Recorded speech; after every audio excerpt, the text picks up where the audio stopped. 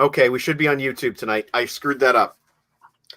That whole thing, the whole intro that I just did was apparently not on YouTube.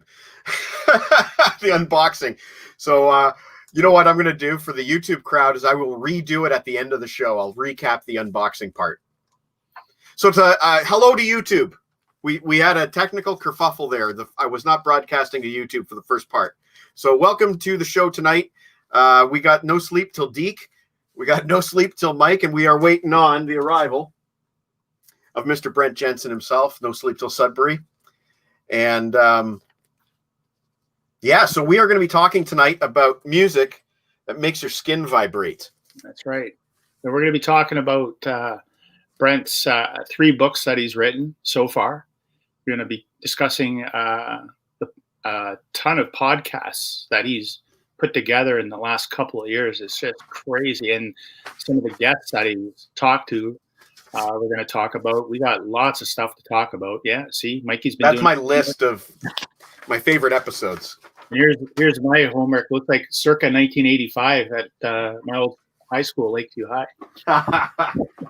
I just want to quickly thank Kevin Semister for alerting me to the fact that I wasn't broadcasting on YouTube. Hey, that guy is all over everything, man. Yeah. Nothing flies under his radar. Nothing. Yep. Nothing. So, thanks, Kevin. Your quality control tonight. Yeah, he's the utility player, man. He's got it. And I will do the recap of the unboxing that was missed on YouTube. But that Crows was a highlight. And you mentioned that Soto. There's the Soto from Japan. His new album, Wide Awake in My Dreamland, featuring bonus track Without You, acoustic version, and a bonus live CD live in Milan. Yeah. So, yeah. Cool. So, Mikey, before we got I was thinking about this today with Brent coming on. Basically, the first guests that we had a band, as in Stormforce. Yes. Then we had your pal, Steph Hond. Yes. A solo artist. Yes. And we had our pal, Frank Lafredo, who's a promoter. And now we have a book author. So we're expanding our scope. In a serious way. I mean, this guy is intentionally. I just thought of that today. I thought, wow, that's kind of cool. Like, without even thinking about it beforehand. Hello, Lana. Hello, Hawaii. Hey.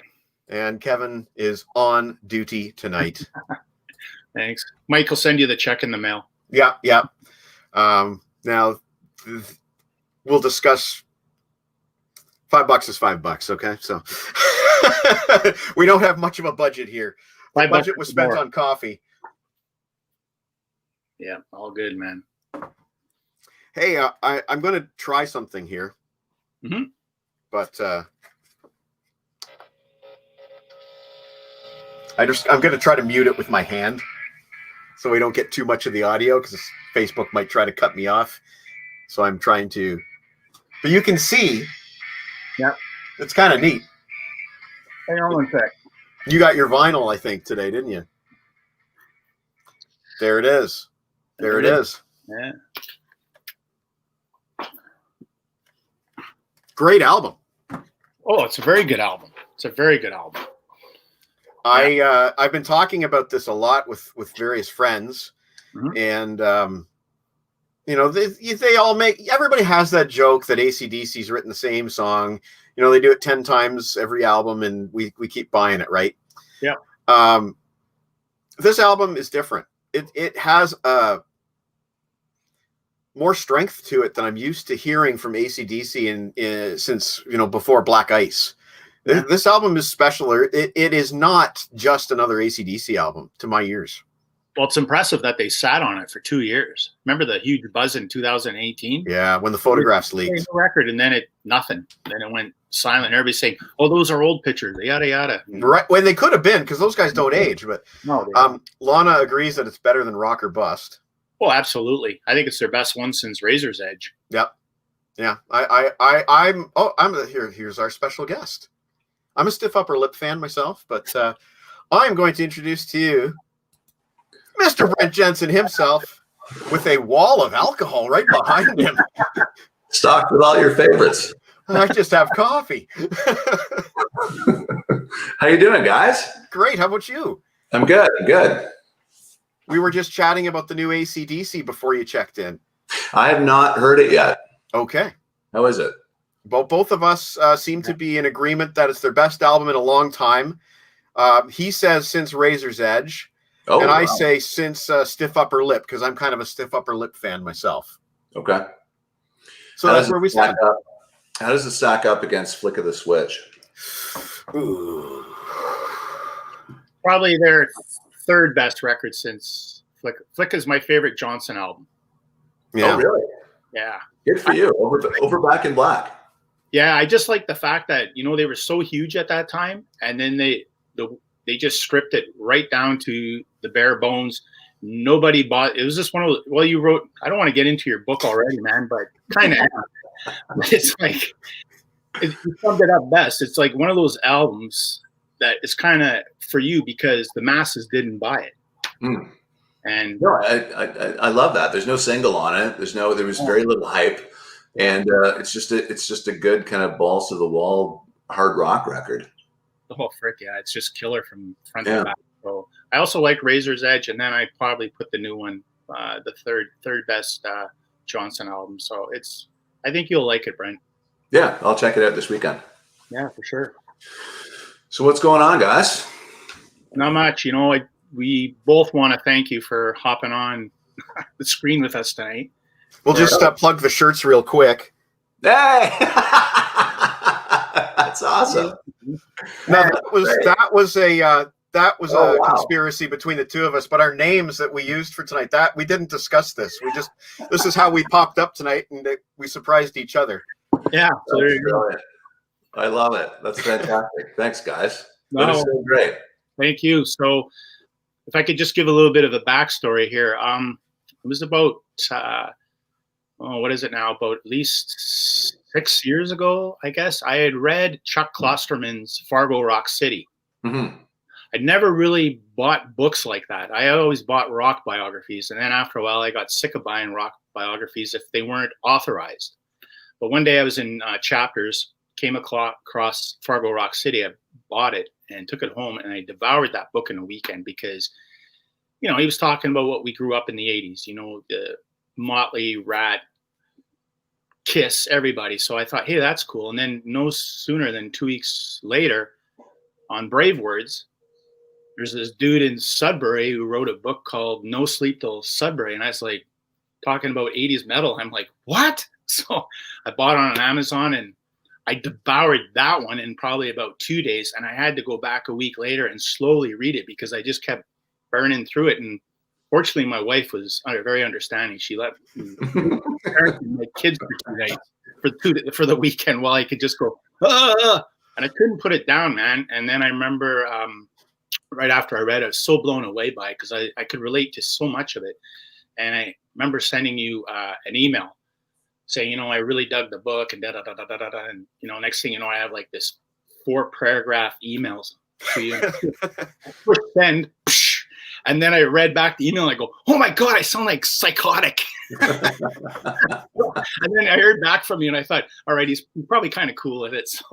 So you know, I've been following your stuff, you know that. And when I can spread the word about, and Mike's hopped on board and we just want to really pick your brain tonight about the books, some of the stories in the books, the podcast.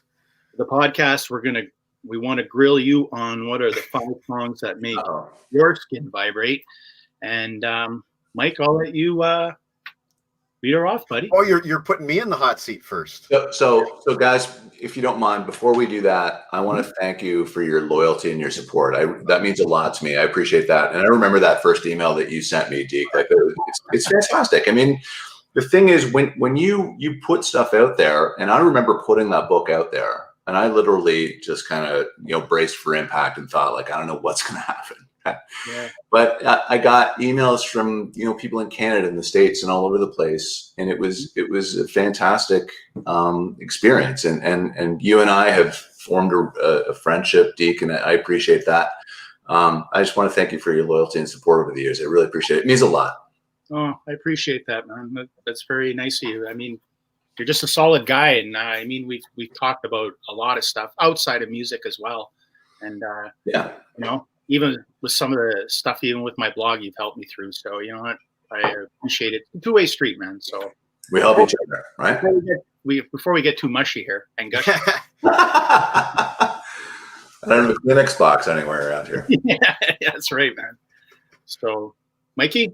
Okay, so I'm just going to pop in every once in a while also with viewer comments. If we have Rosanna from Brazil checking in tonight. Oh, wow. And she likes the shirts. Hi, Rosanna. And according to Sebastian Xavier Munier, you are a gentleman. Thank you. So I agree with that. Thank you. You know, I didn't really come in with a lot of questions planned, but I did write down a number of my favorite episodes of the No Sleep Till Sudbury podcast. And I'm just picking one out here. Mr. Zero from the Kings. That was really great. That was a longer episode too. That's a good one. Any chance of getting Dave on? Eventually, I'm sure. After that, Zero and I formed a friendship. He's a really great guy. He like it. You know, it's kind of funny because I do the show I did it in the Spoke Club downtown Toronto, and it's this kind of little room where you come in and I dim the lights, and it's very kind of, you know, vibe and chill. And people kind of come in and go, I don't know what's going to happen here. Hopefully it works out okay. And then by the end, you know, they've kind of bared their souls, and it's like, Jesus Christ, this is like a psychological exercise almost. And Zero is very much like that. And we formed a friendship, and we still talk. But yeah, I'd love to have the other guys from the Kings on for sure. That's nice to hear. Yeah. I you know, a lot of the time, and I'm sure you understand this, a lot of the time I want to like these guys, you know? Yeah. You know, there's a certain amount of charisma that comes from in the job of being a rock star. And you watch the videos and you see them making cool moves, playing the guitars on stage, and you want to like that person. So, you know, I enjoy hearing those stories. That's right. Yeah. And so I will tell you then, Mike, over the 190 episodes that I've done, I've not had a bad experience. Oh, that's awesome. You know, with ego or, you know, attitude or anything like that. Everybody that's come through the door has been fantastic. So when you look at that list of episodes, you can be assured that everybody on the show has been fantastic. That's awesome. Yeah. Can I pick your brain on the Crows? Absolutely, you can. I was thrilled to hear that Amorica is one of your favorites. Yeah. That album's the one that really clicked with me after, like, I'd already been a Crows fan, but that's the album that kind of just suddenly clicked with me. But I just got this record here, Record Store Day, Jealous Again. And there's a track on here. It says previously unreleased, Waitin' Guilty. And I'm just curious if you know that track, if you have any info. I do not. I don't. And, you know, it's funny that you bring this up because I was upstairs earlier about half an hour ago listening to Crowology. As a Crows fan, you know that's kind of a re-rendering of a lot of good Crows tunes. Yeah. I don't know that tune at all. The only thing I know is that I have it live on that Wiser Time box set. Do you remember that 4-record box set that they did? It's there live, but this is the first appearance that I know of any kind of other version. So I'm really looking forward to hearing that. I just got it in the mail. Where did you get that from? Japan? No, I got this from Japan. This is the new Jeff Scott Soto solo album. We were just talking about how you know, during this pandemic, it's important to support local. Yes, it is. So I got that Crows and a couple other records from our local store here in Kitchener, Ontario, called Encore. And I love this place. I believe Deke has checked out their website before, but I, you know, just trying to spend my dollars where people I know need it. Super important. Super important. So let me go back to Steve Gorman. What did you think of Steve Gorman? Oh my God. Yeah, that was a good one. Yeah. He's a great guy. He's a really, really good guy. Very charitable with his time. Super nice. Very thoughtful. His book was phenomenal. Right? Oh. I know. I love that book. Well, it was like, you know, you sometimes read these books and you think, you know, this guy's full of shit. But I really, that's how it all played out. And it totally makes sense. You could see how they kind of got in that trippy Grateful Dead jam out space there, as Steve describes later on in the Crows career. And, you know, like, what's he got to lose? Like he's already said a million times, he has no interest whatsoever playing drums in the Crows again, and yada yada. So it's not like he's wanting back. And I follow him on Facebook and Twitter and Instagram and stuff, and he's got his own deal going, and like he doesn't need those guys anyways. Phenomenal drummer. I was so glad that they actually, believe it or not, showed up to Thunder Bay on Southern Harmony tour. Yeah. And Thunder Bay would never, ever get bands that currently had albums currently selling at the time. Like we're talking 1993, I think they showed up here, and they were plastered, man.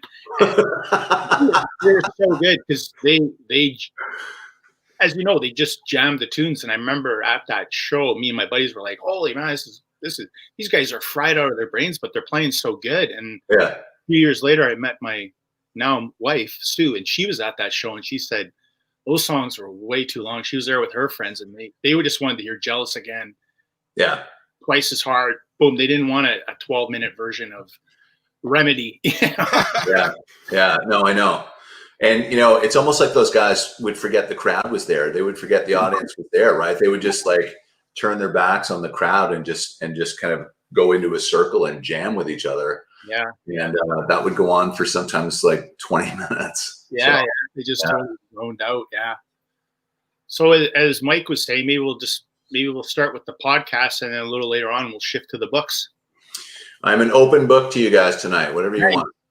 So, your podcast, I remember, obviously it was with the books and stuff. And I remember you telling me, "Hey, I'm starting to do a podcast." So I started following you, and I couldn't believe, like, right away you were getting guys like Phil Collin, and then I'm from Def Leppard. Yeah. And then, plus, you got some of your pals as well. Ron McLean. Yeah.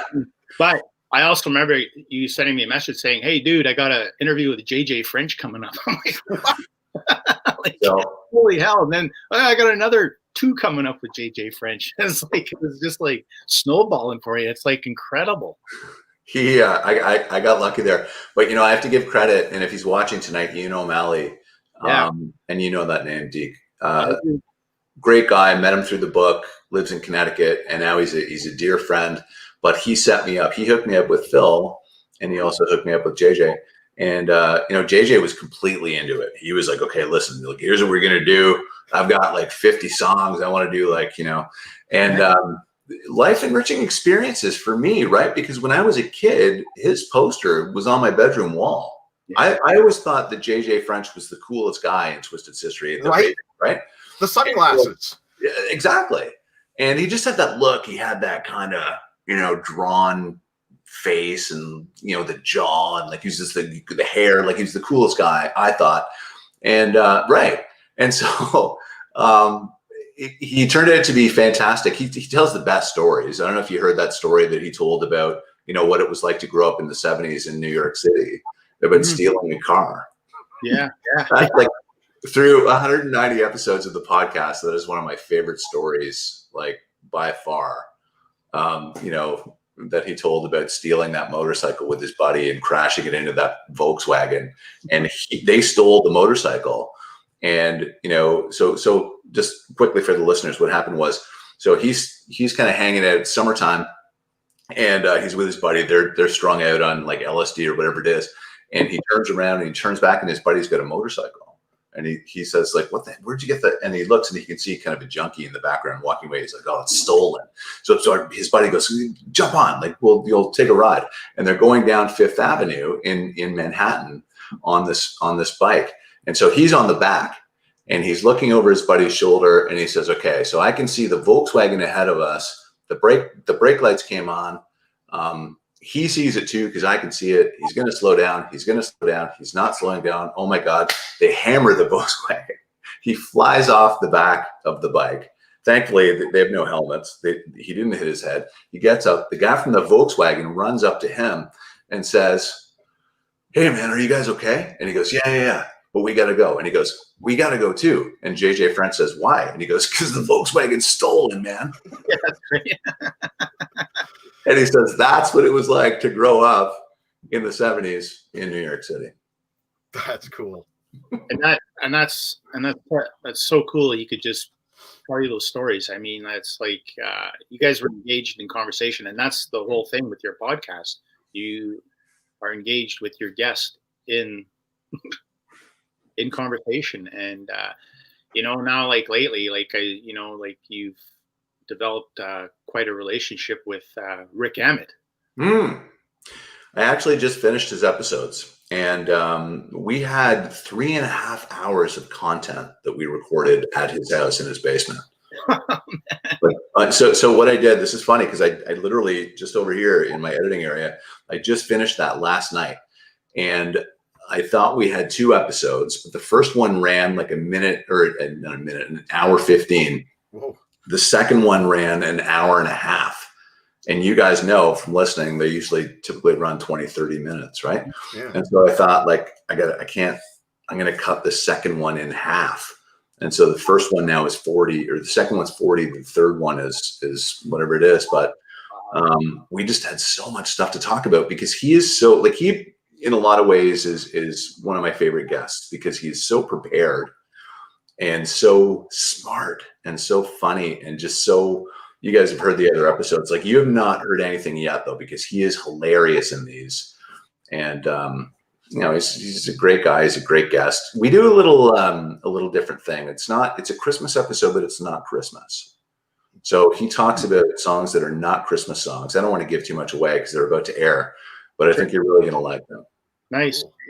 That's the crazy thing. How is it like for you personally when you, my entry point into Triumph was Allied Forces, like back in '81, right? So, and I'm sure you can relate to this story. Is there you have Allied Forces, whether it's the cutout of the cover from Circus Magazine up on your wall with Rick Emmett, and then there you are posting on Facebook calling him Uncle Ricky.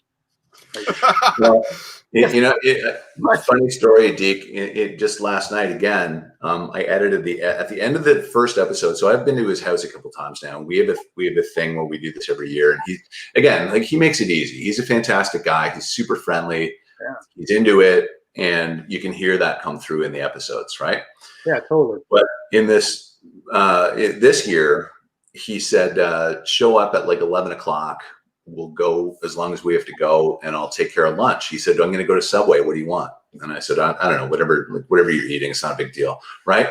So then he gets me a Subway sub, and we typically eat in his kitchen.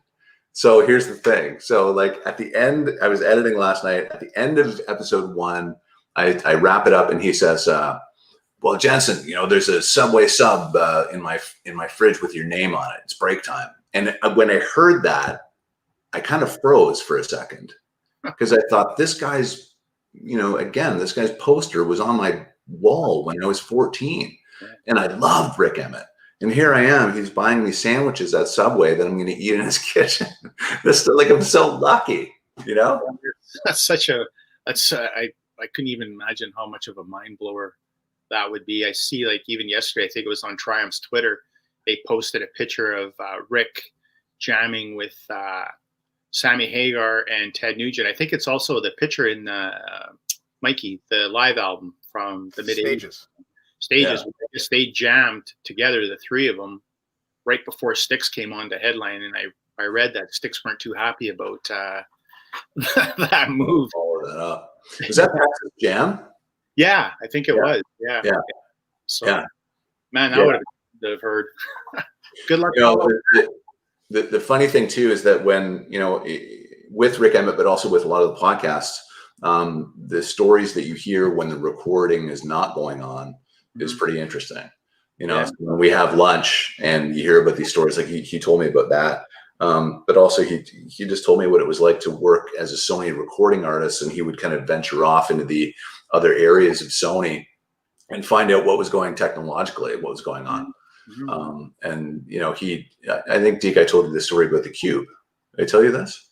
You might have to refresh me. So this is pretty cool. So we're eating lunch one day, and he says, at Sony, when I was a Sony recording artist in the 80s, they were developing a lot of different things. And this was a time when cassettes were just kind of phasing out and CDs were coming in. So this is, say, like 1984, 85, right? And so he says, there is this thing called the Cube. And I said, what's the Cube? And he said, well, what Sony wanted to do was have, instead of a CD, CDs were still kind of on hold, but a cube would have been a thing where there was music on all 6 sides of a little box that was about this big. And you would put the cube into a player as you would with a cassette, and you'd press play, and then, it would just play. And they were developing all of this stuff. But then an executive at Sony said, we're giving away too much money for what we think people will pay for. And so the cube just kind of got thrown in the trash. But nobody ever knew about the cube. No. And I said, so these were things that were in development, like behind the scenes. Wow. But he's got like a million stories like this. So I was thinking when he was telling me, I'm like, I could have had like cubes all in my, on my bedroom shelf instead of CDs, right? And then the CD came in, and he said the idea with the CD was to print music on both sides of the CD as you would an album. But then again, Sony said, we're giving away too much music by doing that. So let's just have music on one side and writing on the other side. Rick Emmett's story. Wow. The cube story is fascinating to me because I'm kind of a junkie when it comes to obscure formats. And that's the first time I've ever heard of the cube. So I'm already in mind-blown territory here. Yeah, if you think about it, it's really crazy, right? Because it would have changed history, really. Yeah. There would have been no compact disc. It would have changed the filing system at just about every record store in the world as they try to stack these cubes. Absolutely. I picture it like little Funko Pops, that kind of size. That's right. Yeah. Mike would have been showing off his Jeff Scott Soto on a cube tonight. On a cube. That's right. Well, you never know, right? Oh man.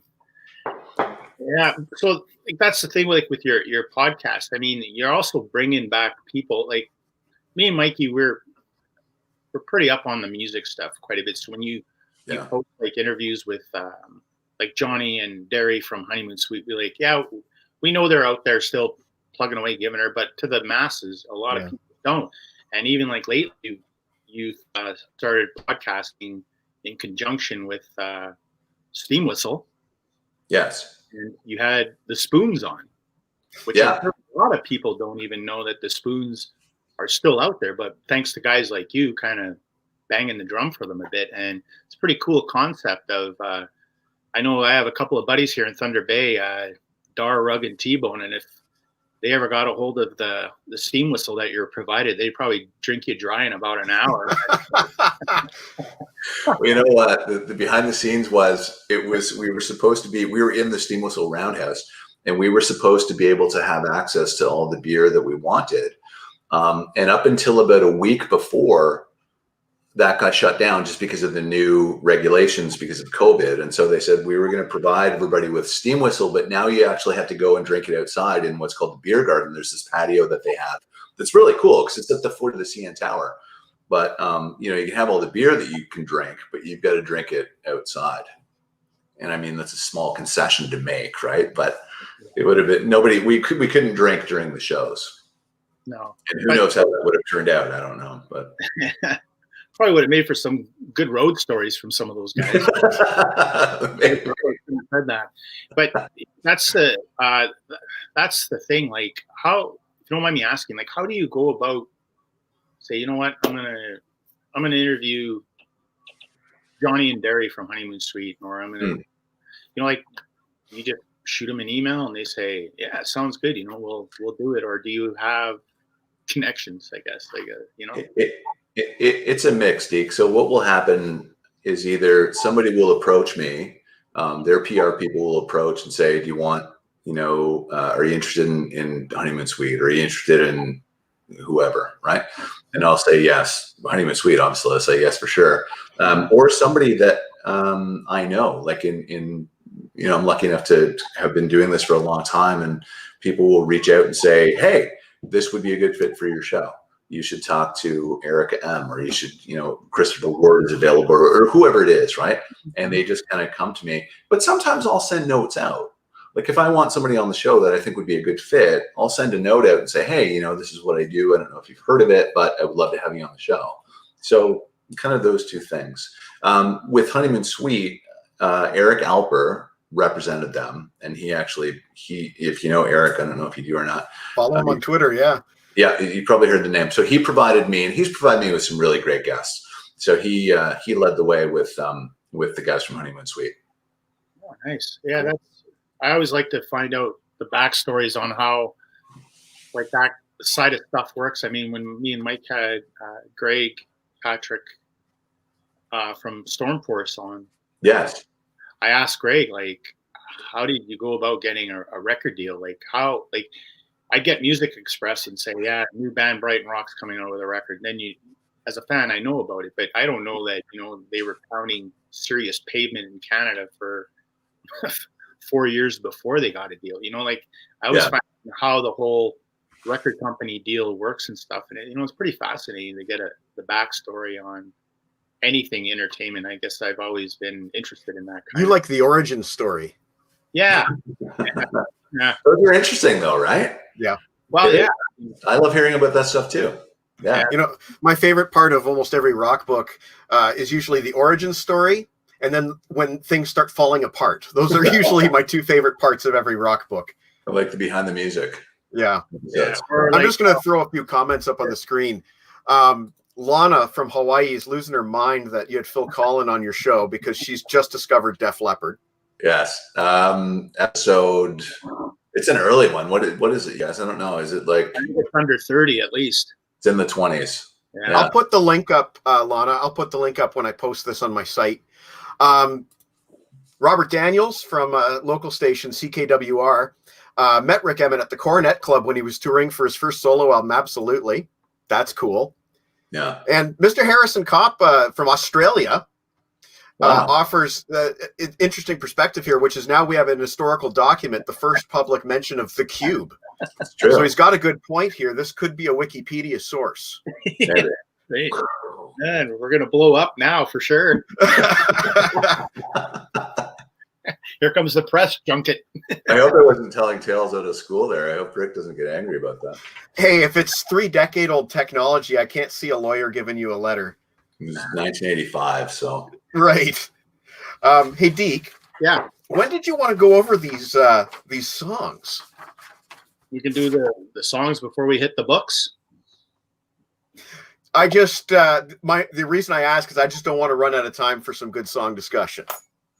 Okay, then let's. When I talk about Brent's books, I basically am going to focus on No Sleep, but I also want to give some props and give some bit of backstory on the other two, of course, and have Brent answer some of my questions that I've been wanting to ask you. Uh-oh. So if you want, we can do the five songs first and get into the books last. That might be a good way to end it, getting into the books. Whatever you guys want. Let's do the songs. Okay. Right. I gotta pull up my list here. Okay, so this is great because I'm on the other end now. So I don't have to like ask the questions. I can just kind of sit back and let you guys, do your thing. But do you have 5 songs? Did Deke ask you for 5 songs? You know what? I was thinking about you guys, and I can give you 5 metal songs. I thought that, is that cool? Yeah. Mine are all metal. Are they? Yeah. Okay. So I steered clear of metal. So I've got 5 metal tunes, like off the top of my head, that I could give you right now. Sure. Yeah. So who's going first? How do you want to do this? Why don't we do? Do you want to do clockwise?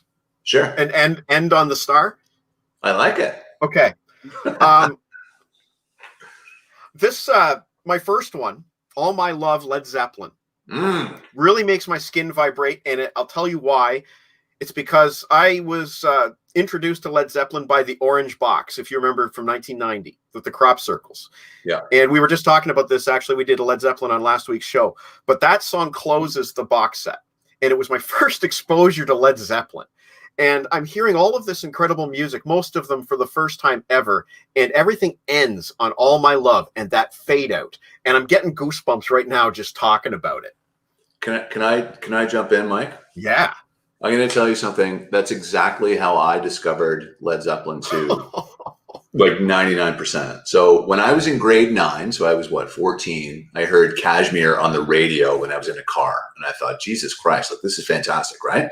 However, I was 14 and I was, growing up in a small town. So I was into like Motley Crue and Iron Maiden and that sort of thing, which were bands that I thought were for me at my age. And so Led Zeppelin, for some reason, I thought was like, for older people. And that was such a stupid thing to think, I know. But like I just did. And I thought Led Zeppelin's like just kind of like, that's Deep Purple and Black Sabbath. Those are like old bands. I want the new Motley Crues and the Iron Maidens and the contemporary things. So now when that Orange album or when that box set came out with the crop circles on it, I was in university and I dove into that thing like 200% and just like you did. And I was all over it and I played it like incessantly in my dorm room at university. So exactly the same way. So good for you. Good. And hilariously enough, another one of the guests last week, her first exposure to Zeppelin was the Orange box set. We both got at Christmas that year. So there's three of us now. Actually, yeah, I know T-Bone got his, so that for Christmas that year, so that's four. I think I cheated and got mine right when it came out because there was so much hype on Zeppelin. I'll tell you a little story, Brent. When September, October of 1990, ZZ Top and Robert Plant were playing Winnipeg about a week apart. Wow. So me and my buddy T-Bone, we had a decision to make. He was in, at the time, fourth year engineering at the university. Okay. He couldn't do both shows. So I decided, you know what, we'll pick one and we'll go. So we thought with that Zeppelin box set coming out, we thought Plant solo tour. We thought they were hitting the stadiums next year in 91 with the Zeppelin. So we went with ZZ Top, which was a great show. And yeah, that's an educated guess, right? I like the strategy. It was, you know what? It still makes for a great little bit of a conversation, 30 years later. It's like what could have been because the signs were all pointing that way. That's right. Getting everybody hyped up about a Christmas box set. I mean, I worked for Springsteen a few years before that with his live 75 to 85 box set. I mean, that's when I got that one. So, I mean, it was, but no, we're like, dang, oh, well. So never had a chance to see Plant. So, oh, well. Have you ever seen him? No, Manic Nirvana was the only real time we had a shot at going to see him on that tour. And I think the Crows were actually opening that tour for him. Oh, really? Wow. So, oops. Crazy. Wow. Yeah. So I'll do my next track. Sure. Yeah. I was kind of inspired by your Christopher Ward episode. I believe if I remember correctly, he picked a lot of really good soulful type singers. He did. So I wanted to go for something I thought was a great vocal performance. I picked Cryin' by Roy Orbison and Katie Lang. Oh, nice. Not the original, because the Katie Lang duet version is the one I grew up with thanks to Much Music, during the Christopher Ward years. Yep. Wow. That's a good pick. So coming into this, I thought it was going to be like super metal. I kind of thought so too, but I went the other direction. I like it. Mikey's on his own, man. Me and you are. My number 3 originally was a metal song. Okay. I picked Steve Vai for The Love of God, which is a really, really epic guitar performance. But then I listened to episode 78, Carl Dixon and Ron McLean, and I believe Carl picked Descending by the Black Crowes, if I'm not mistaken. He did, you're right. And then I got whiteout all over my page here, and I erased it and I put Descending by the Black Crowes. Funny enough, about a month ago, I wrote a personal story about how I associate that song with a breakup. So thank you, Carl Dixon. Let's see that page. Hold that page up, Mike. Look at that. I love that. I love that. That is fantastic. I went off in left field for this one, but it does make goosebumps. From the Return of the Jedi soundtrack, wow. John Williams, Darth Vader's death. When those notes start plinking at the end when Vader dies, I get the goosebumps. You're going Sandy Horn. Did you hear the I haven't played that one yet. Oh, sorry. I don't want to spoil it for you. Is she a soundtrack fan? Well, yeah. Here, listen to the Steam Whistle episode with Sandy Horn. Geez, yeah. Very funny, and if anybody's listened to it, Deke, I don't know if you've hered it. Like I don't want to give it away. Just listen to it and you'll know exactly what I'm talking about. Cool. Yeah. And my last song, I might get a little emotional here, but Deke knows this story. 2 years ago, my mother-in-law was in the hospital. She was dying of cancer. And we spent a lot of time in hallways. And a song kept coming into my head. And it was Cat Stevens, If You Want to Sing Out, Sing Out. And I don't know why it kept coming into my head, but in my mind, I was comforted by the thought that maybe she was just trying to tell me not to be sad. Because that was her thing. She didn't want us to be sad for her. And then weirdly enough, just after she passed and we're cleaning out her house, what did I find in her CD collection but Cat Stevens' Icon, which is one of only a few of his compilations that has If You Want to Sing Out, Sing Out on it. Most of them don't. So I just took that as a confirmation that was a message from her, and my skin is vibrating right now. There's my 5. It's absolutely fantastic. I love that story. And you know what? I think that's great. I think that's really great.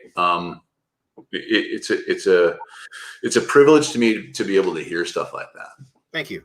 And you know, like on a very grand scheme, the show that I do is an opportunity for people to kind of share that stuff, right? And I love it. So thank you for sharing that. That's great. Thank you. Well, Deke, hard act to follow. I don't even want to follow it, man. You just shoot it to the guest. No, I'm just joking. I'll go. That was awesome, Mike. I mean, I remember we were talking quite a bit about your mother-in-law at the time and stuff, and you know, I found cool stuff in her CD collection.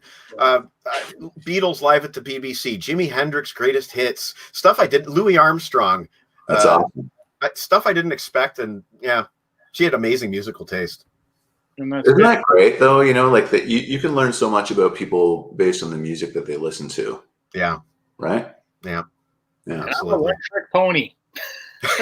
I'm a one-trick musical pony, man.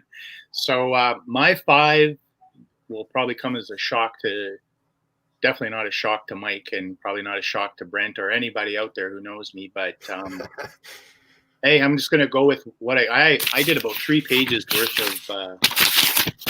Hold it up. Look at that. A lot of work into that. Actually, yeah, I had to let's see here. I love the fact that you guys put a lot of work into this. So thank you. That's so awesome.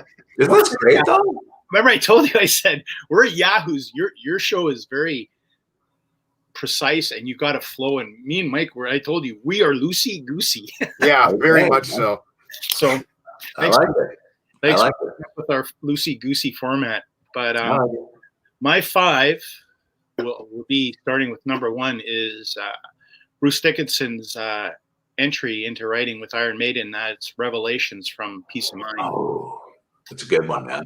Yeah, and you know what? I must have listened to that song about 5 times today on their new released live album that just came out from the Legacy of the Beat Tour, and it is so kicking. And just to hear that song, I sneer because I just got an Amazon notification that my copy's not coming till Thursday, so I probably sneered when you said that. Well, my vinyl copy's coming next week, but I had to cheat and buy it on iTunes because I couldn't frickin' wait. It's Maiden. I mean, I'm a boy, but just to hear Dickinson, I mean, like that Peace of Mind. I think I bought the first day it came out back in '83 and got it home, and Where Eagles Dare right into Revelations, and I was like, yeah. To see that lone writing credit by Bruce Dickinson, and I know supposedly the word on the street is that he did have some co-writes on Number of the Beast, but they couldn't say it officially because of the contracts before and stuff. But just I thought, wow, this guy is going to be gold in this band. And of course, from there he went in co-writes with Adrian Smith, and you know they wrote so many good songs together. But for Dickinson to pull that one out of the hat, it just goes to show you what a talented guy he was, and writing tunes like that when he was probably 23, 24 at the time. It's like, what? You know? Yeah. You know, one of my favorite Maiden lyrics is in that song, "The seed is sown in the holy place, and I waited and I watched and I waited for the dawn." Like that little passage is so vibratingly good, don't you think? It might be that too. Yeah. But that little, it's in the kind of the breakdown of the song, and the lyrics are perfect, and you kind of imagine it, and man, that's a great pick. It's so good. In that line, I watched and I waited for the dawn. He takes a deep breath. I watched and I waited. Yes. Yeah. That's right. Yeah. That's right. That's Yeah. right. And they left that in. You see, you know what's really interesting about that is that I listen for shit like that all the time. Yeah. Can we swear on the show? Yeah. Oh, absolutely. My Okay. mom's watching, but don't let that bother you. Sorry, Mr. Lodano. But I listen for stuff like that all the time. And I love when, Martin Birch probably listened to that and said, you know what, we're going to leave that in because you were feeling it, right? Yep. It just kind of adds to the moment. And that's the thing about that song I really like also is I like how it starts off kind of chill and then it ramps up and just explodes during the solos. Yeah. And when Nico's just driving that bus forward with his and when they played it live last year and heard it live, that was the first time I ever heard it actually live in person. I completely lost my shit. Oof, so good. So anyways, my second pick is from a debut album from 1976, and that is, 1977, which is a debut album that a lot of people don't talk about, but know the name of the band. Any guesses? Mike, what do you think? 77? 77. Yeah. Who debuted in 77? Can we have a hint? What's the genre? Metal? Wait, no, it's not Rainbow. It's not Rainbow. Hard rock. Tell you what. Whitesnake? No. They first broke big in Japan. Loudness. No, I broke big in Japan first. I'm out of here. You got me stumped. I don't know. 77. Well, their album broke big for them a few years later. Sorry, I'm probably screwing you guys up. Wait, Quiet Riot? No, Hello Kitties by Cheap Trick. Oh! Fuck, I was going to say Cheap Trick. That's okay. All right. Yeah, that song, I mean, when everybody thinks, the masses think of Cheap Trick now, they think. I think about Budokan when you said Japan. So, everybody focuses on the Flame, poppy side of Cheap Trick, but if you heard that debut album, I mean, it's like off the rock, excellent. Like they're just going balls out. I mean, they had Jack Douglas producing it. I mean, they were signed to Epic, and it sold peanuts. And they went right back in the studio and punched out, I think, In Color that same year, like later on in the year. But Hello Kitties, I just love it. It's just a driving tune, and the Cheap Trick lyrics that Nielsen wrote for it. I mean, he's talking about, if you're in schools for fools, and he's basically telling you it's okay to get into crime. Crime pays. You might do the time, but it's okay to do the crime. And I'm like, what? Like, this is like the Flame guy. Like I just love that sound that they had. I mean, nobody had a better bass sound than Tom Peterson. Back in the 70s, and it's just massive. I can see where guys like Doug Pinnick from King's X and Andy Curran from Coney Hatch, like they nicked some of his tone, because you listen to Tom Peterson's bass tone on Cheap Trick albums from the 70s, and then you hear Gene Simmons' bass tone.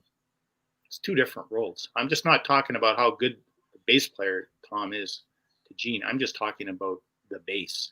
You can actually hear the bass, like it's jacked, and he's playing those crazy 12-string hammers, and oh man, right. Like, that's just one track I've always, gets my skin vibrating big time. It's just a stomp. Bunny Carlos, man. Oh, Gotta bring him back. My third song is from an Aerosmith album that a lot of people don't talk about. Is it a live album? Can we guess? You want to guess? Sure. A lot of people don't talk about, I'm going to say, I know, either Night in the Ruts or the one where it was like Crespo playing on it. I can't think of it. I got a different guess. I was going to say Done with Mirrors. I know you've Done with Mirrors. That's a good one. I love Done with Mirrors, and it came down to the song from Done with Mirrors or the Crespo Dufay album, Perry and Whitford, and that's the opening track on it called Jailbait. Yes, I love that too. That's manic. And when I that Aerosmith record I bought, I think I was in grade 10, and after I got Draw the Line and Live Bootleg, and Rockin' a Hard Place was the third Aerosmith album I ever bought. Yeah. I heard Jailbait. I was like, these guys are just wild. Like, it was so good. Like, that groove in it. I mean, it's just massive. And, you know, I thought, well, these guys will be all right without Perry and Whitford. And, well, we all know how that played out, sales-wise and everything-wise. But you can't knock anything off that. I know they don't talk about that record. They don't talk about Done With Mirrors, the two albums I kind of really like of them, Figures. Yeah. But Jailbait is just such a stomper of a track. I mean, how does that not get your skin vibrating? You know, you just want to. You know what Jailbait is like? Jailbait is like Flick of the Switch. Like, nobody really talks about it. Yeah. But it's really, really good. Yeah. I love that song. Yeah. Yeah. It was just one album that just kicked it with me. And I remember, like, back when I was in high school at the time when it came out, and I think I seen one ad for it, Circus, and there was hardly no promo. And then I think when Much Music started showing videos, it was like the Lightning Strikes video. That's how I discovered Aerosmith. Yeah. Oh, really? Yeah. Wow. If you know, for me growing up with Much Music, the Power Hour, and a lot of these bands kind of coming up with their first videos at sort of weird times in their careers, my first exposure was often not a classic lineup or a classic song. Yeah. Yeah. No, I know what you mean. I was glued to the TV set when Much Music, what was that, 85, 86, whatever it was all over that. And I discovered a lot of new bands that way too. Definitely. Yeah. And Brent, you kind of segued into my next pick, and that is Bedlam in Belgium by AC/DC. Great pick, man. I love it. Yeah, it came down to that or Rising Power. I mean, I could have picked basically any track, Flick of the Switch, but I love Bedlam in Belgium. I love the chorus, and it's an actual story, like a true story about, you know, they had a gun pulled on them backstage in Belgium. That's right. I mean, I remember reading Krang, I think it was Krang, back in one of their AC/DC album reviews before Flick of the Switch, and I think it said new AC/DC album, more songs about humping and booze. So I always had that image in my head about AC/DC's, right? And it's true. There's great marketing. Yeah. What more do you really need? Yeah. There's a song, Bedlam in Belgium, with actually some substance to it, you know, and right. such a great track. I mean, it's AC/DC, man. I mean, we could go on hours about AC/DC. So that whole record, like Guns for Hire, Brain Shake, like all of it is just gold. I still listen to that record today, like regularly. I love it. Like, I like it all. Houses on Fire, Nervous Shakedown, like it's the songs you mentioned. I mean, it's stellar, and it sold peanuts in AC/DC numbers. It sold peanuts, but you know what? Those are the albums that kind of resonated with me. Like, I found I could dig in my heels deep with that stuff, and here we are, almost 40 years later with that record, and I still feel the same way about it. Same. So, I like it. I'm happy about that. I actually prefer that those albums don't sell, because that means that it's not a Back in Black, and it's not a whatever. I like those kind of private. And when we get into my albums, I'm going to talk about one like that. I don't know. I've never really liked the mainstream stuff. I'm a deep cuts kind of guy and a private kind of guy. People freak out when I tell them my favorite Black Sabbath album is the Ian Gillan one, but I go for those obscure. I'm like you guys. Like, I go for the weird, obscure underdog albums. Yeah. Yeah, there's nothing wrong with that. There's no shame in that game. Yeah. There's good music on all of them. And to this day, I always flip flop. My two favorite Priest albums are Screaming and Point of Entry. And it's like Point of Entry was basically my first point of entry into Judas Priest. That's cool. Screaming for Vengeance is a near perfect metal record, though. Really, right? Yeah. Riding on the Wind. Devil's Child, Million into Electric Eye, it's just ridiculously good. Bloodstone. Oh, yeah, that was all of it. But anyways, Priest isn't my top five here for tonight. My last is Canadian Act, an album from 1993, Oh, Canadian Counterparts. Sword? No. Wait. Say it again. Sorry. Rush, Counterparts, Stick It Out. Yeah. Okay. You know what? I just love how Rush just cranked up Alex's guitar. It sounds like, I read some reviews where they say, it's Rush going grunge. I don't know if I like that song. Yeah, maybe, because the guitars are kind of, but man, like Lyson just lays down the law. I mean, it's Rush. They all lay down the law on their instruments. I mean, we don't have to even get into that, but that song, I mean, the guitar solo and Geddy's bass and Neil's drums and, the Stick It Out, man, little, it's just like, Yeah. So that's my last pick. And that's Beautiful. I had to throw some Canadiana in there. Thanks. Yeah. No, great. That's awesome. Is it my turn? There we go. There's my 5 picks. All right. So off the top of my head, and I obviously, as the host of No Sleep, I've been asked this question a lot, and I'll talk about songs like Maybe I'm Amazed and Handbags and Glad Rags. You guys probably heard me talk about that like a million times. Yeah. But I want to give you guys the metal tunes that make my skin vibrate, and there are a lot of those. Awesome. So the first one, like right off the hop, that comes to my head is "The Weight" by Metallica. Oh, right from the Garage days. Yeah. So like it's almost like a plane taking off, right? And I equate like really good metal to like that plane kind of, because you can hear it starts with that 2-tone do right, and that something's brewing, like something's going on.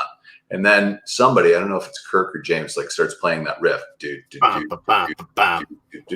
And then the next guitar comes in. And then Lars does that little like 2-tap on the snare drum, like, and it's like, you guys ready? And then bang, it just goes crazy. Like, it's so good. Yeah.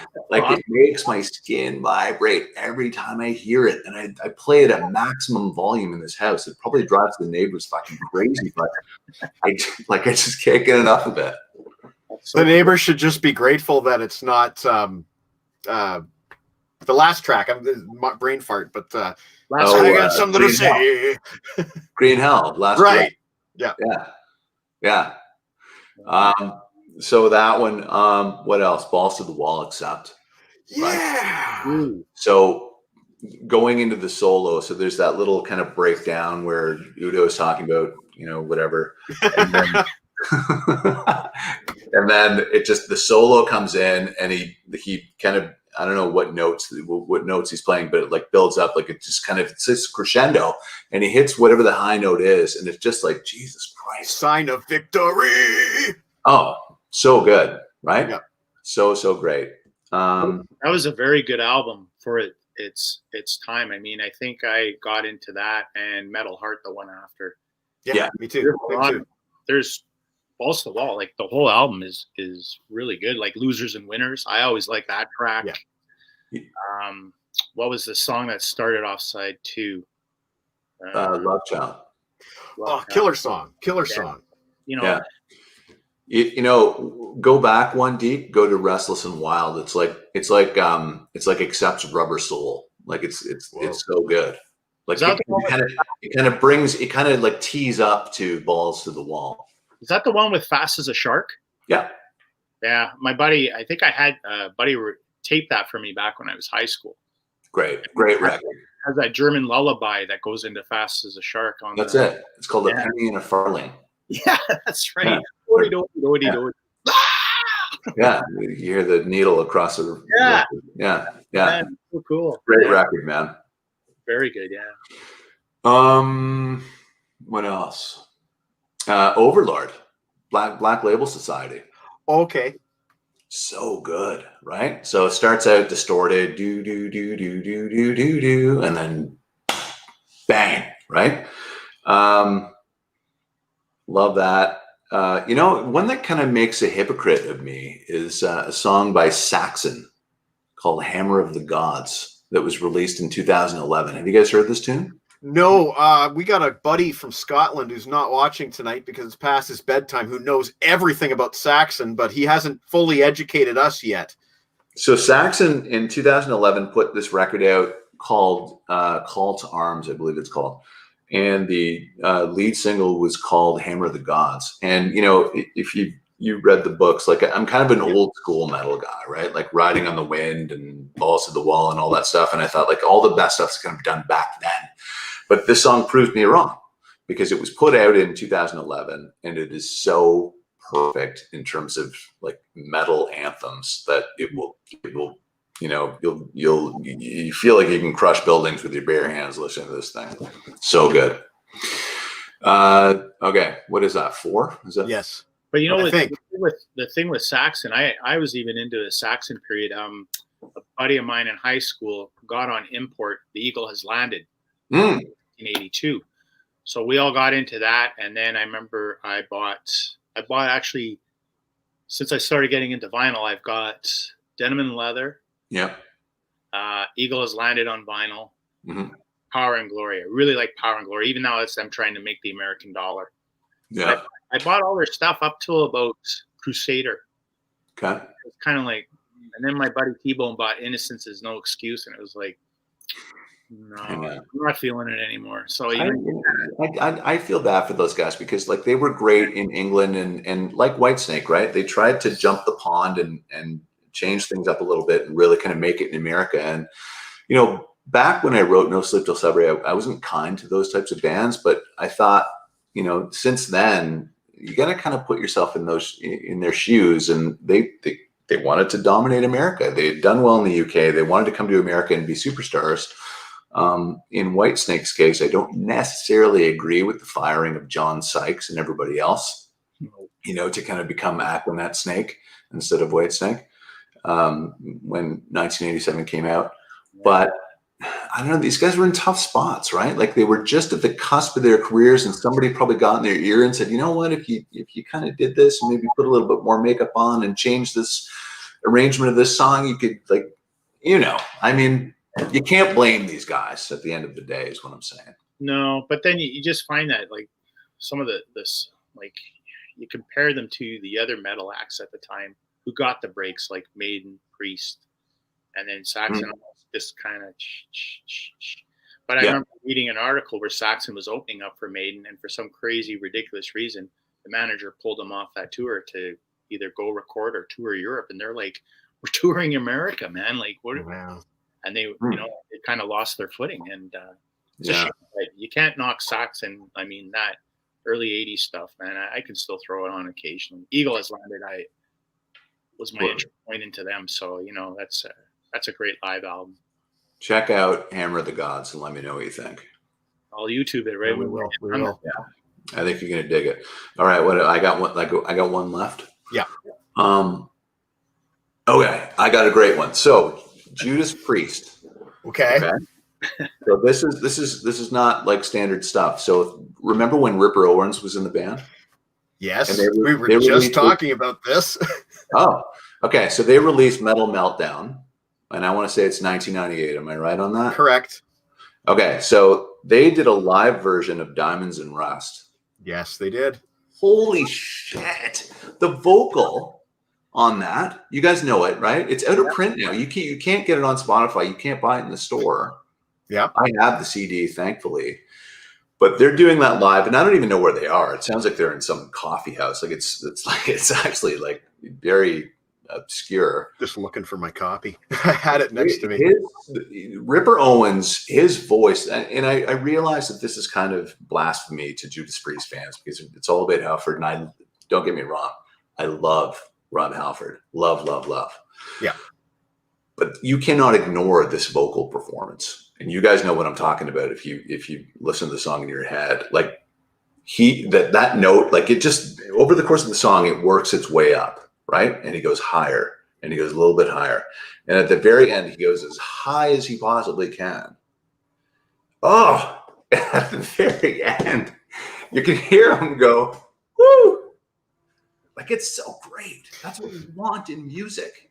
You know, I got to give a big round of applause to Mr. Harrison Kopp here from Australia, who likes Defenders of the Faith, by the way. But he also really loves that 98 Live Meltdown album. And he was saying some of those Ripper songs, he considers the definitive versions of some of those Priest songs because of, there he is right there, he's checking in. I love 98 Live and Demolition. Ripper rules. Because of those vocal performances, Ripper really, he went all out. Deke is not 100% convinced on Ripper Owens, but that might be a discussion for another day.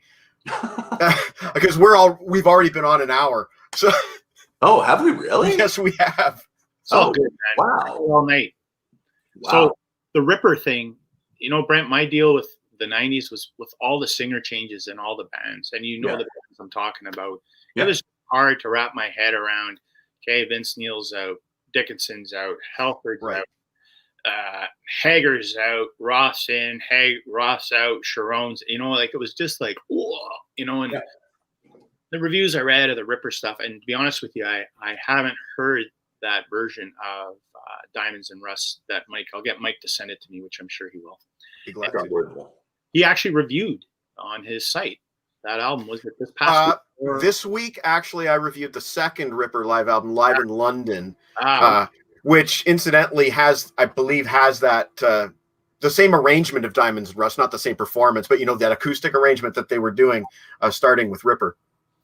Yeah, that's cool. Yeah. You guys would know more about that Ripper stuff than me, but well, you know what? It's tough to say stuff like that because Halford is the metal god. He really is, and he is a uniquely gifted singer. I mean, I don't know. It's hard to talk about Ripper and Halford, but Halford he's amazing. He can do amazing things.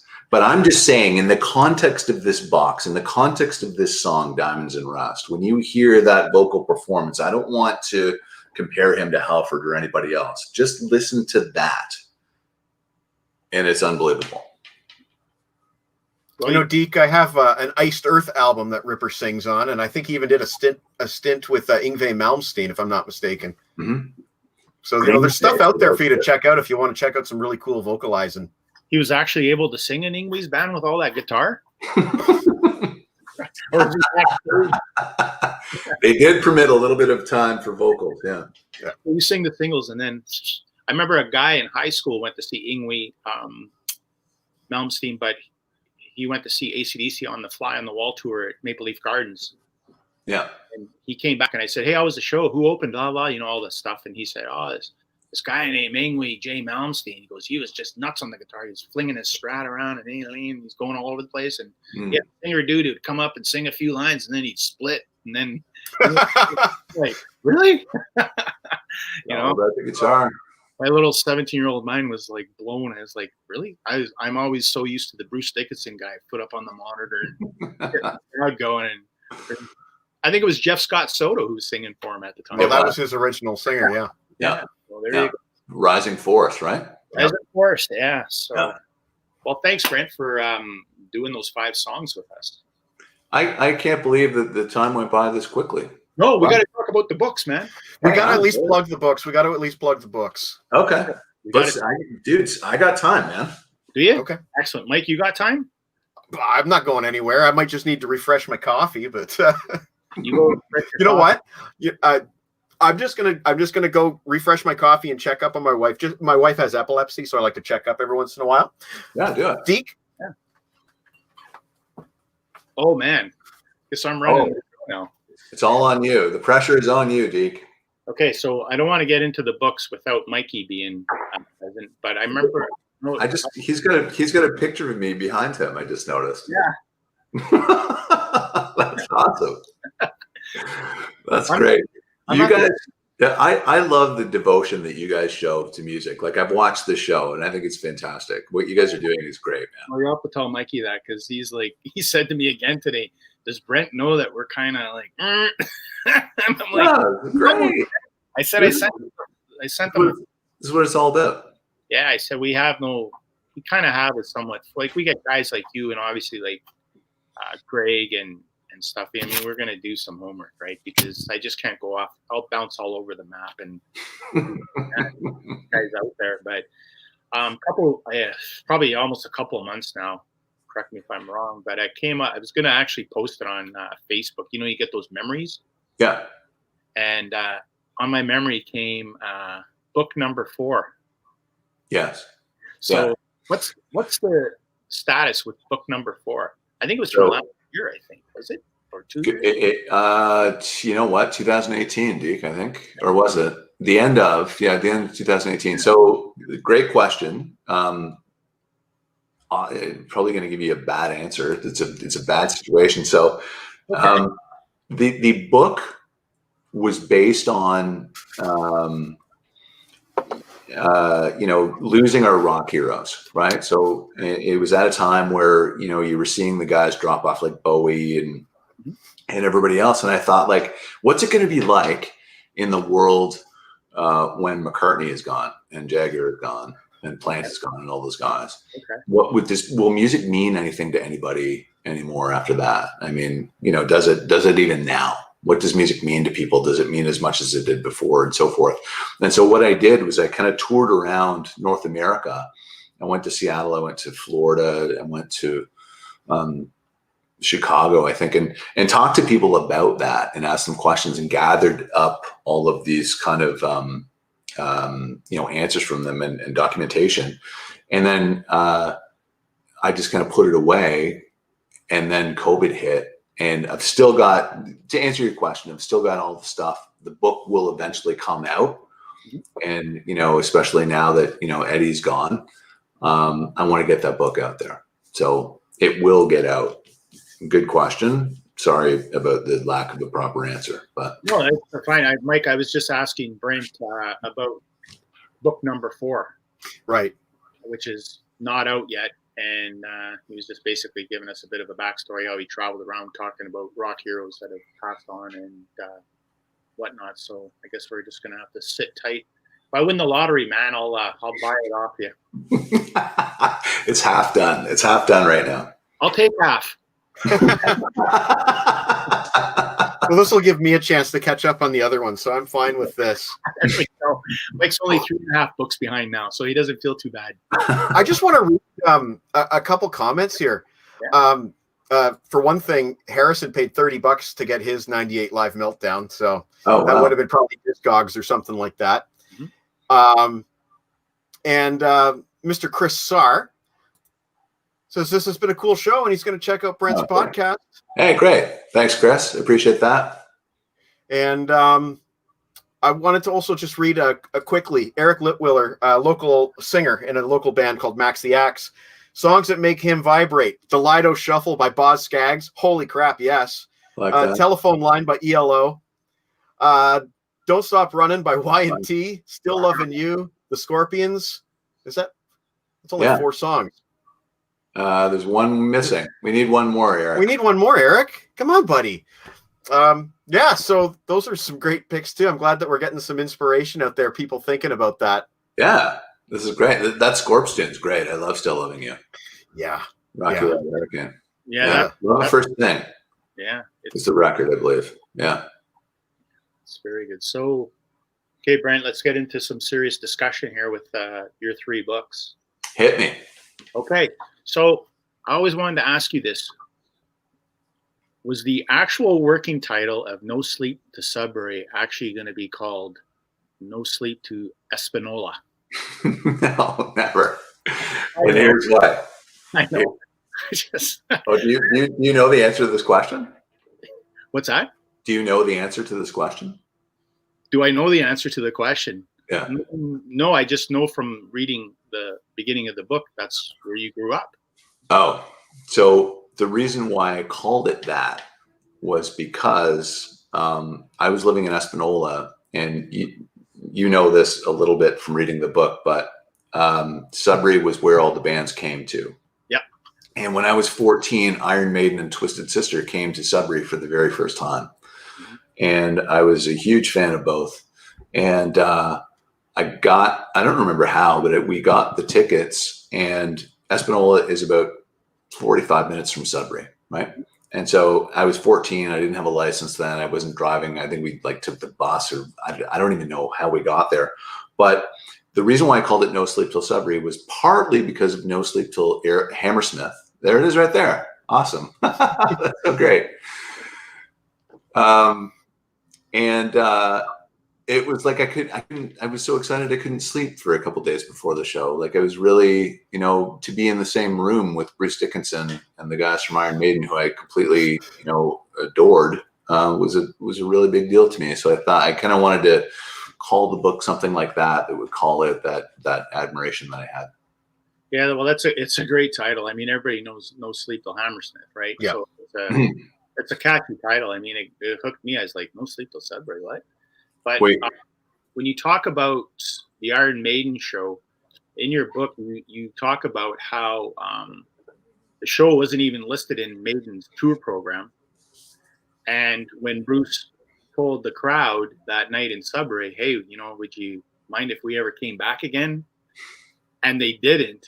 You wrote about how you felt jilted out as a fan, because it was a promise almost he was kind of making and never fulfilled. But I mean, that's just how all those rock guys rolled back then. But as our age, we'd be like, yeah, they're coming back. And so you know what I found out about that, Deke? JJ French told me that what happened was when you go through Canada, you get routed like from Toronto to, and I think what's the next Western stop? Is it London? It's Winnipeg, right? Well, London, it's not for a band like Maiden. It wouldn't have been London back then. It would have been Winnipeg. So, and the reason why I'm saying this is because they swing you up north, and you go up and out, right? So he told me that what happened was they did like a swing up and out, and they were going through Sudbury. So somebody made a call and said, let's play Sudbury Arena. It's going to just kind of be a one-off. It wasn't really planned, and that's why it wasn't in the tour book. So it wasn't, for whatever reason, and I don't know the kind of the specific details behind this. It was almost like a one-off show, and they went through, they did the show, and then they kind of swung through Western Canada.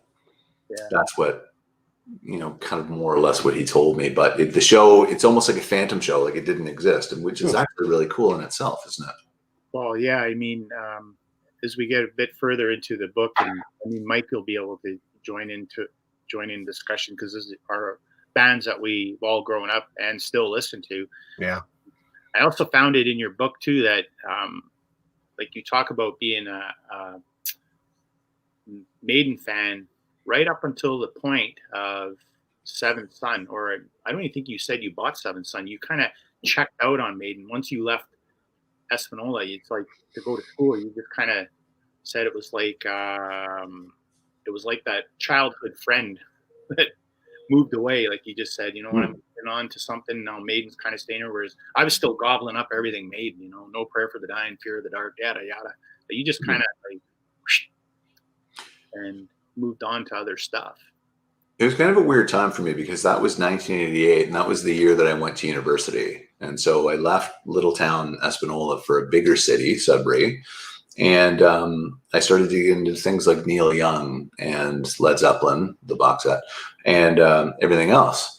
And I don't know, but Maiden was kind of like, it was a weird, the timing was perfect actually, because if you remember Somewhere in Time, that was like, there were keyboards on that. Yeah. And there was a whammy bar on that. Adrian Smith played that whammy bar for the first time, if you remember, in the Wasted Years solo. And I thought, like, Maiden is changing. This is a little bit bizarre. And then I just thought, like, the analogy I made was like, they kind of put like a for sale sign up on their house. It was like a childhood friend that was leaving you. They were kind of going away. And I felt like they were kind of going away from me. And I mean, that's kind of a stupid, selfish thing to say, but like I did feel that way. And so I kind of went away myself. These bands, when I was a kid, these bands were everything to me. Like they were absent friends, I was fully invested in Metallica, Motley Crue, Iron Maiden, all those bands. And, when stuff like that happened, I made a really, I would probably change this if I could, about Raven. I made a comment about like hearing, what was that record? Are you guys Raven fans at all? I'm aware of them. Evil Invaders? Is that them? No, that's not Razor. That's Razor. So All for One. The Pack is Back. Oh, that's what it was. Yeah. So they put this record out, and Raven was like this, like, they were pretty heavy. They were in there with Metallica and Anthrax and that sort of thing. But then they they changed some things in the band, and they had a song called "Gimme Good Lovin'." They covered it on this record. And I thought, like, when I said in the book that I hated that so much that I felt like putting it on my bedroom floor and stamping on it, And I mean, that's a bit aggressive to say because, getting back to what we were saying before, these bands are like at the cusp and they think like, if I go this way, I can make millions of dollars. If I go that way, I won't. And they have some hard decisions, but like, I don't know. It's tough. It's really tough. Bands are in tough positions at a lot of points in their lives. So you got to give them more credit than we do. To put context around what you're saying there regarding Maiden and kind of deviating a little bit, I seem to remember in the late 80s, around that time, being disappointed that so many of my favorite bands were starting to incorporate keyboards and or synths. We had Judas Priest, we had Kiss, we had Iron Maiden, trying to think of some others, Quiet Riot, Twisted Sister, all incorporating keyboards at the same time. And it just kind of felt like almost like dominoes were falling. Oh, now Maiden have done it too, at least from my perspective. No, that's a good point. It's tough, Mike, because you think about the 80s and these bands again are thinking like, how are we going to survive? How are we going to keep this lifestyle that we're accustomed to? But think about 70s bands. I have this conversation a lot. Think about 70s bands that kind of came into the 80s and looked around and said, shit, like, how are we going to maintain the level of success that we did in the 70s now that everything is like big shoulders and keyboards and big hair and flashy clothes? And think about those bands, Cheap Trick, Heart, Alice Cooper, Kiss. Like they looked at the 80s and said, how can we adapt and try to stay relevant and still maybe keep a little bit of what we had in the 70s? And some of them failed and some of them did well, but it's an interesting study when you look at this band by band, Yeah, absolutely.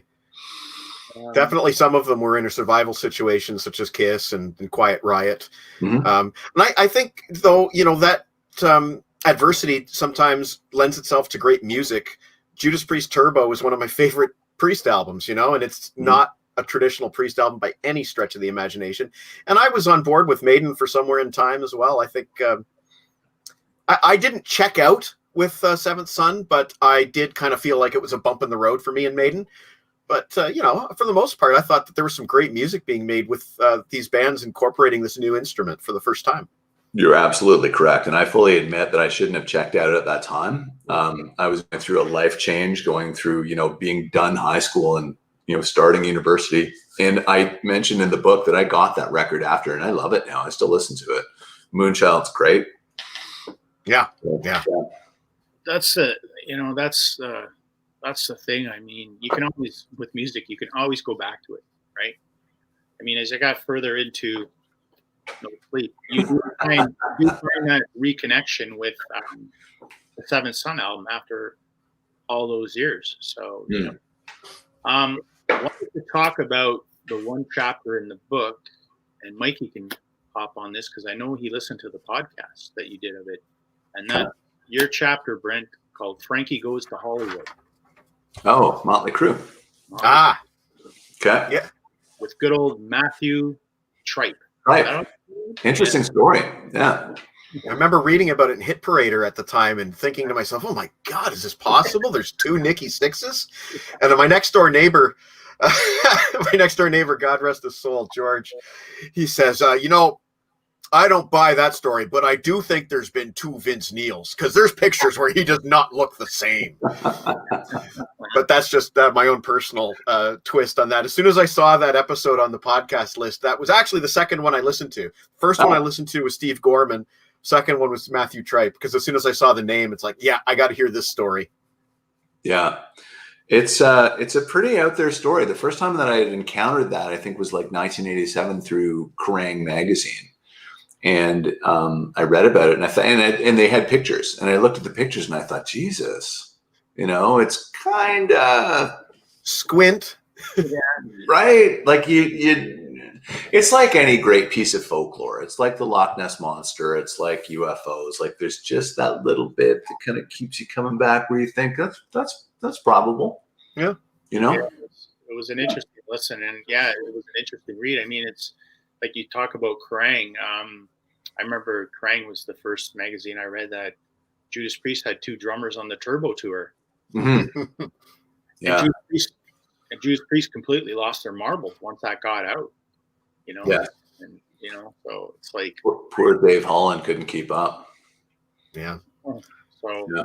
it was crazy. But want to talk about, obviously, well, speaking of Kerrang, do you still have those 400 issues?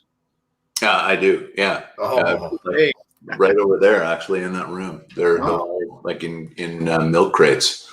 Actually, Man. I've still got them. They're probably about 30 feet from here. Yeah. Wow. Yeah. That's that they were always such a great read. I mean, Thunder Bay would get like 5 copies, and then there's like a whole 4,000 metalheads here trying to get the 5 copies. If I could score one when I was back in high school, it was like getting the gold. It's like, ooh, because every 2 weeks it was published.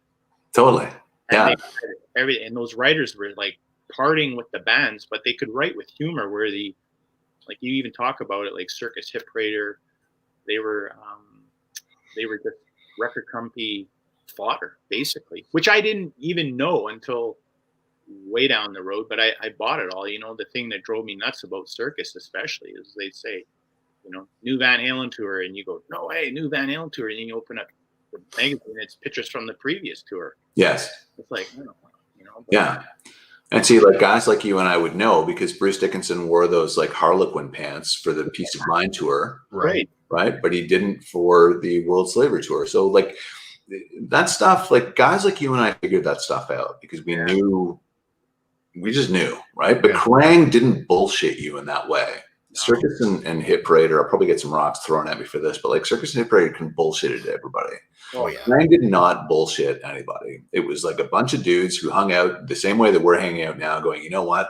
We should go and see Metallica and Metal Church play at, the Odeon or whatever it is, and let's get wasted and watch it, and then we're going to write about it and share how we felt about the show. That's what Kerrang was, really. Like Lars Ulrich would come to the Kerrang offices with a bottle of Absolute vodka, and they would get wasted. And that might have been one of the stories in Kerrang. But that's what made Kerrang cool. It was legitimate. Oh, it's such a great magazine. I mean, do you have you picked up any copies of Rock Candy magazine? No. Who is it? Like Dave Ling and those guys? Like who is that? It's like Howard Johnson, Derek Oliver. Okay. Yeah, it's a bunch of them. Malcolm Dome. Yeah. Yeah. I should check that out. Yeah, that's the only real magazine I subscribe to now, and I just like it because they'll feature little excerpts from previous Kerrang issues from like they have a flashback section of like what happened this month back in 85 or 87, 88, whatever, and it's pretty cool, and plus they feature current articles like of the genre, so to speak, and you should check it out. It's actually pretty cool. They kind of still have that loosey-goosey format. They have Paul Sutter writing for them occasionally. Loves Canada. You know that? Loves Lee Aaron. Loves Lee Aaron. Yeah. So, but yeah, Kerrang was a great magazine. I had to ask you that because when I was rereading your book last couple, I got to ask them. Can I ask you to like look at the back of the book? You've got it right there. Yep. I think Dave Ling is on the back saying, what did he say? Like it's like it's a guy trying to figure out his life through a reassessment of his record collection.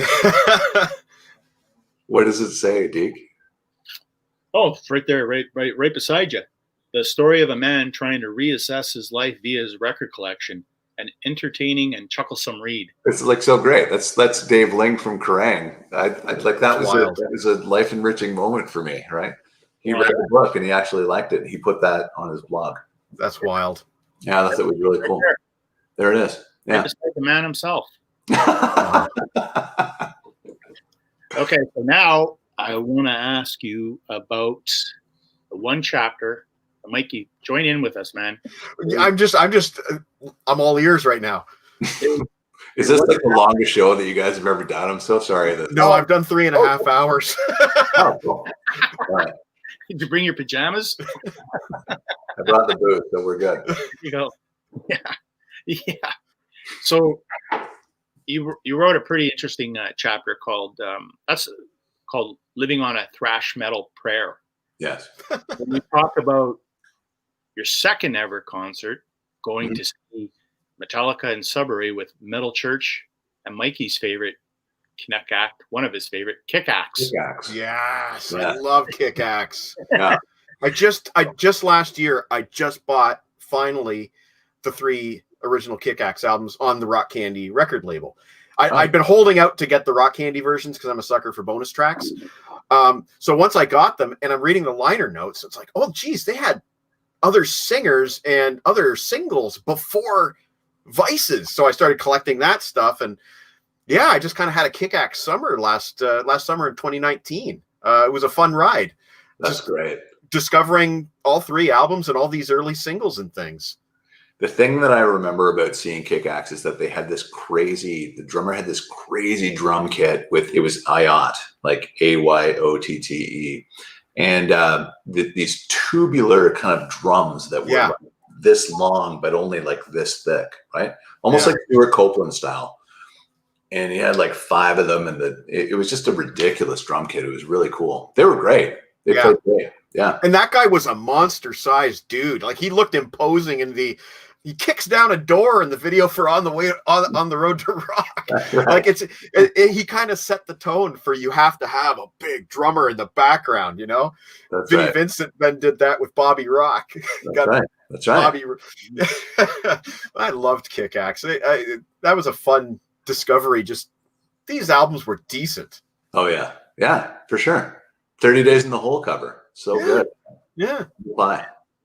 That George Kristen, he could really wail. Amazing pipes. The first time I heard that wail at the beginning of a Heavy Metal Shuffle, Yes. I had to lift up my needle back in 1984 and drop it down again. That's right on par. That's right on par with the air raid siren.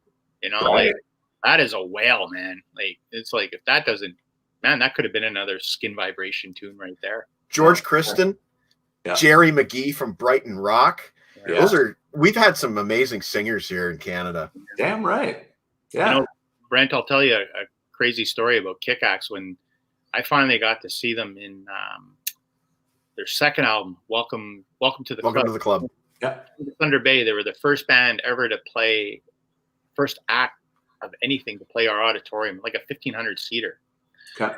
And this was, I think, early '85, and I think Lee Aaron was supposed to be with them, but I can't remember if she made it or not. But anyways, Kick Axe played the show, and the place was like half full, which was pretty good it was a banger crowd, right? And I remember the ushers at the auditorium, they were all like old guys, and they're nervous, right? Because, you know, we're like the denim army coming in there all of a sudden, right? So they're trying to keep everybody back and in the seats.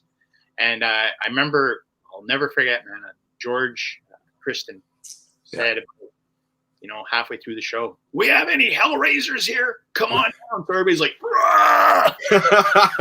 oh God. the old guys are like all trying to. So there was this one, I'll never forget. I was probably in grade 11 at the time, and there was a dude there that we seen from high school. There, he was in grade 12. Yeah. And he's probably about 15 feet away from us to the left, and he's smoking his dart right in the auditorium. Not a total no-no. Yeah. And the old guy comes up to him and says, you know, taps him. He just looks at him and goes, and just keeps smoking. Nothing. Oh, wow. But the other crazy thing about that show is Kick Axe had all their equipment the night before repoed in Winnipeg because their manager bailed on them and owed a ton of cash. I think that's how the story went. And so they had the cops show up and seize all their gear on stage in Winnipeg. So when they came to Thunder Bay, they were playing on rental gear, I believe. But the crazy thing was, I never even knew this story until like a few years ago when I actually researched it on some Kick Axe website. And I was like, I would have never known that because they played it as a show and as pros. They didn't say, oh, you know, this is none of our shit. You know, like they didn't. Yeah. I would have never even known. Like they were pros. And then I think they just that tour totally unraveled after Thunder Bay. So, but poor guys, man. But Yeah. Let's never forget, we're all the Hellraisers in Thunder Bay, all 650 of us. Like, never to be seen or heard from again. Oh, that's funny, man. But yeah, good time. So that Metallica show you caught, that was the Master of Puppets, right? It was. So what happened there again? So Sudbury was interesting because it was an offshoot place, right? So Metallica was actually opening up for Ozzy Osbourne, and they had a couple of days off, and it was floated to them that they could headline for the very first time if they wanted to their own show. And I think Metal Church and Kick-Axe were kind of put in their lap, and they headlined the show in Sudbury. So that was like, they were just really coming on at that time. Metallica was. And so that was their headlining gig off the I think it was the Shot in the Dark tour for Ozzy, supporting him. So that was Ultimate Sin, sorry. Ultimate Sin record. Was that with Cliff Burton? Yeah, he was there. Yeah. Oh wow.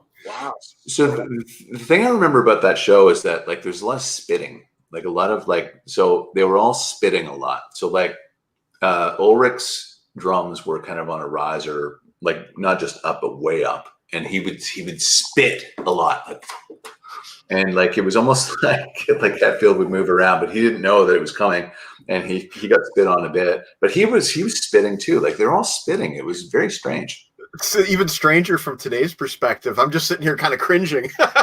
Yeah, I don't know why they were doing it. Very odd. That's awesome. So another one I want to talk to you about. God, we're still in the first book, man. Is the one chapter, and Mikey, you'll love this one too. It's called Former Things That Have Passed Away. And when you wrote that opening line or two of that chapter, when you said that your cassette drawer was this big mahogany multi-drawer, we all could vision that. I think everybody reads that back then, filled with cassette tapes. I know my buddy T-Bone had that nailed to his wall, A to Z, and he had everything there. So, and I like in the fact in the book, you go through all the bands that were in that case, like Cinderella, Quiet Riot, Queensryche, Rat, like everybody. I mean, it was such a, that's the thing that draws me into that book. I mean, you could talk about that stuff, but you'd also put your life perspective into it. Like even the Krang, you talked about Krang, you would always take on the Greyhound bus with you when you went to visit your girlfriend at the time. That's right. Right? Yeah. And you get into the Krang book, and I just like how you segued life stories into actual context of music, which I could relate. I mean, you got into some of those crazy drinking stories, probably out of my league even, but I still enjoy it. But it's so cool. Like I like how you talked about Cinderella in depth. And to me,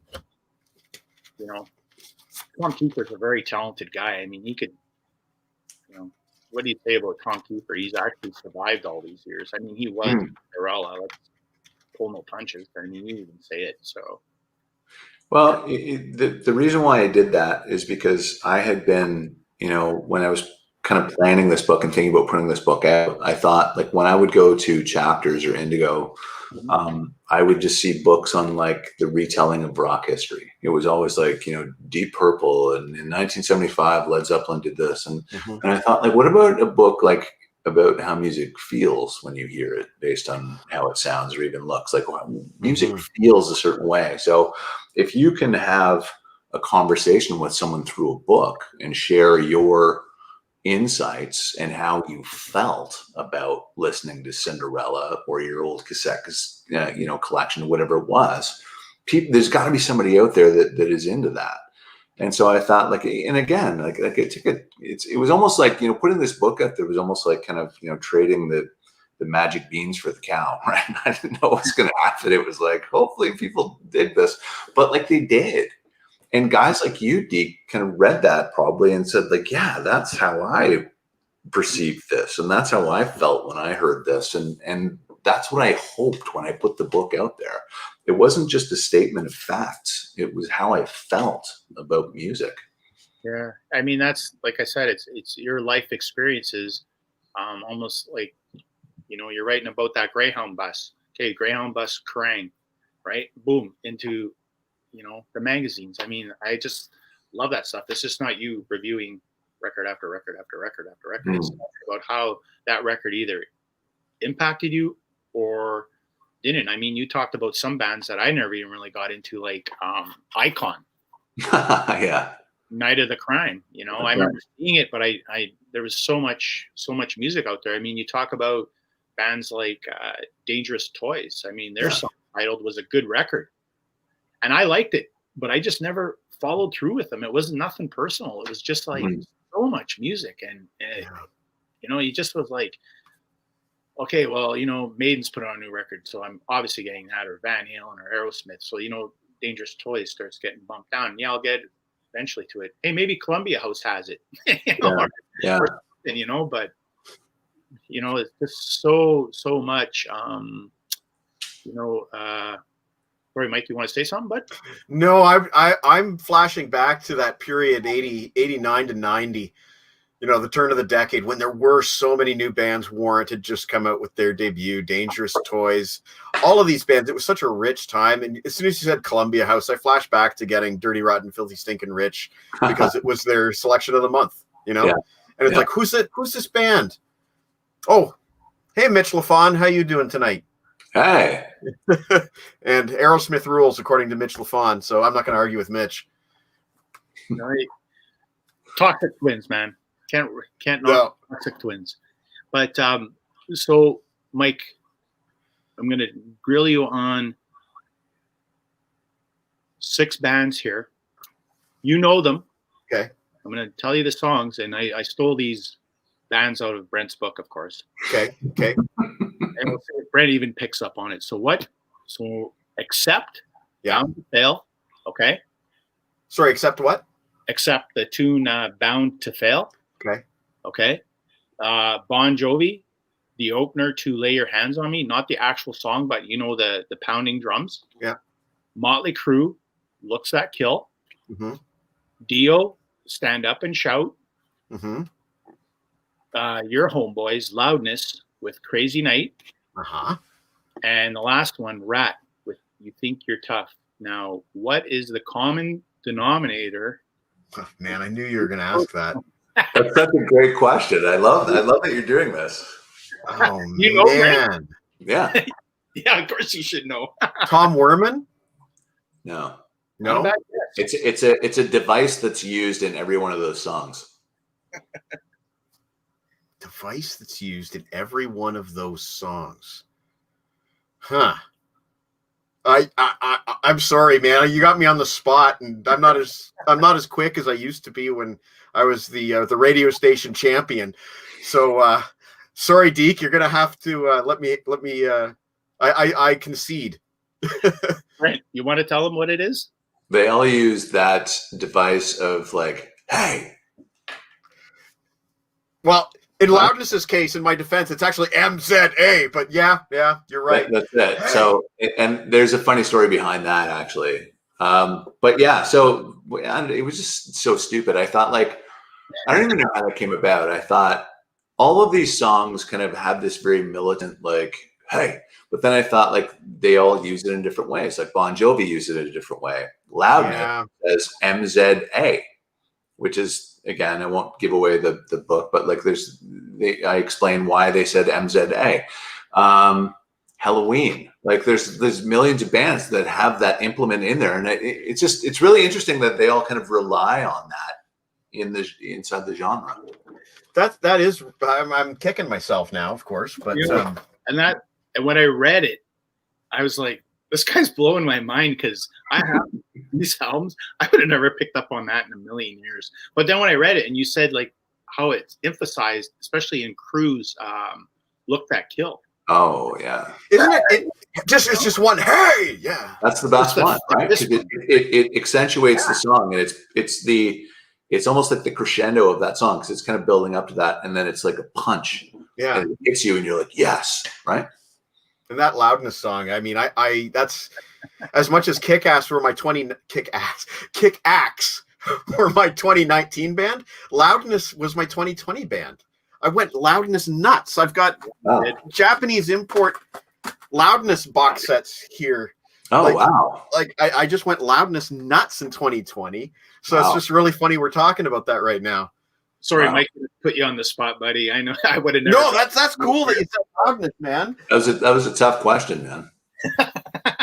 I was wondering. I thought maybe I can get Brent on this one. If he no, I'm just kind of thrilled that Loudness came up tonight. That's awesome. Love that band. He talks about No Sleep'Til Sudbury, folks. Right? Maybe Brent can give me some spoilers here. I apologize. I have not read the book yet. I'm adding the word yet. But I'm curious, your history with Much Music as a viewer. Or did you grow up with the Pepsi Power Hour like we did, J.D. Roberts and week in and week out? Yeah, like a religion. It was, me too. It was on Thursdays at 4:00. Yes, and I was glued to the TV. One of my biggest bummers was getting a part-time job that kept me away from home Thursdays at 4:00 every single week. Oh, that was a heartbreaker. Yeah, no, I would watch it. I would watch because it repeated in 4-hour increments. I was telling Erica M that like the first airing was at 4, and then it would air again at 8. And I figured all this out, and you could watch it. This is kind of almost VCRs were around, but they weren't. They were just kind of coming in, and so I would watch it over again. 4 hours later, just because Girl did, man. Yeah, it was exciting stuff, right? Can you tell Erica M something next time you talk to her? Sure.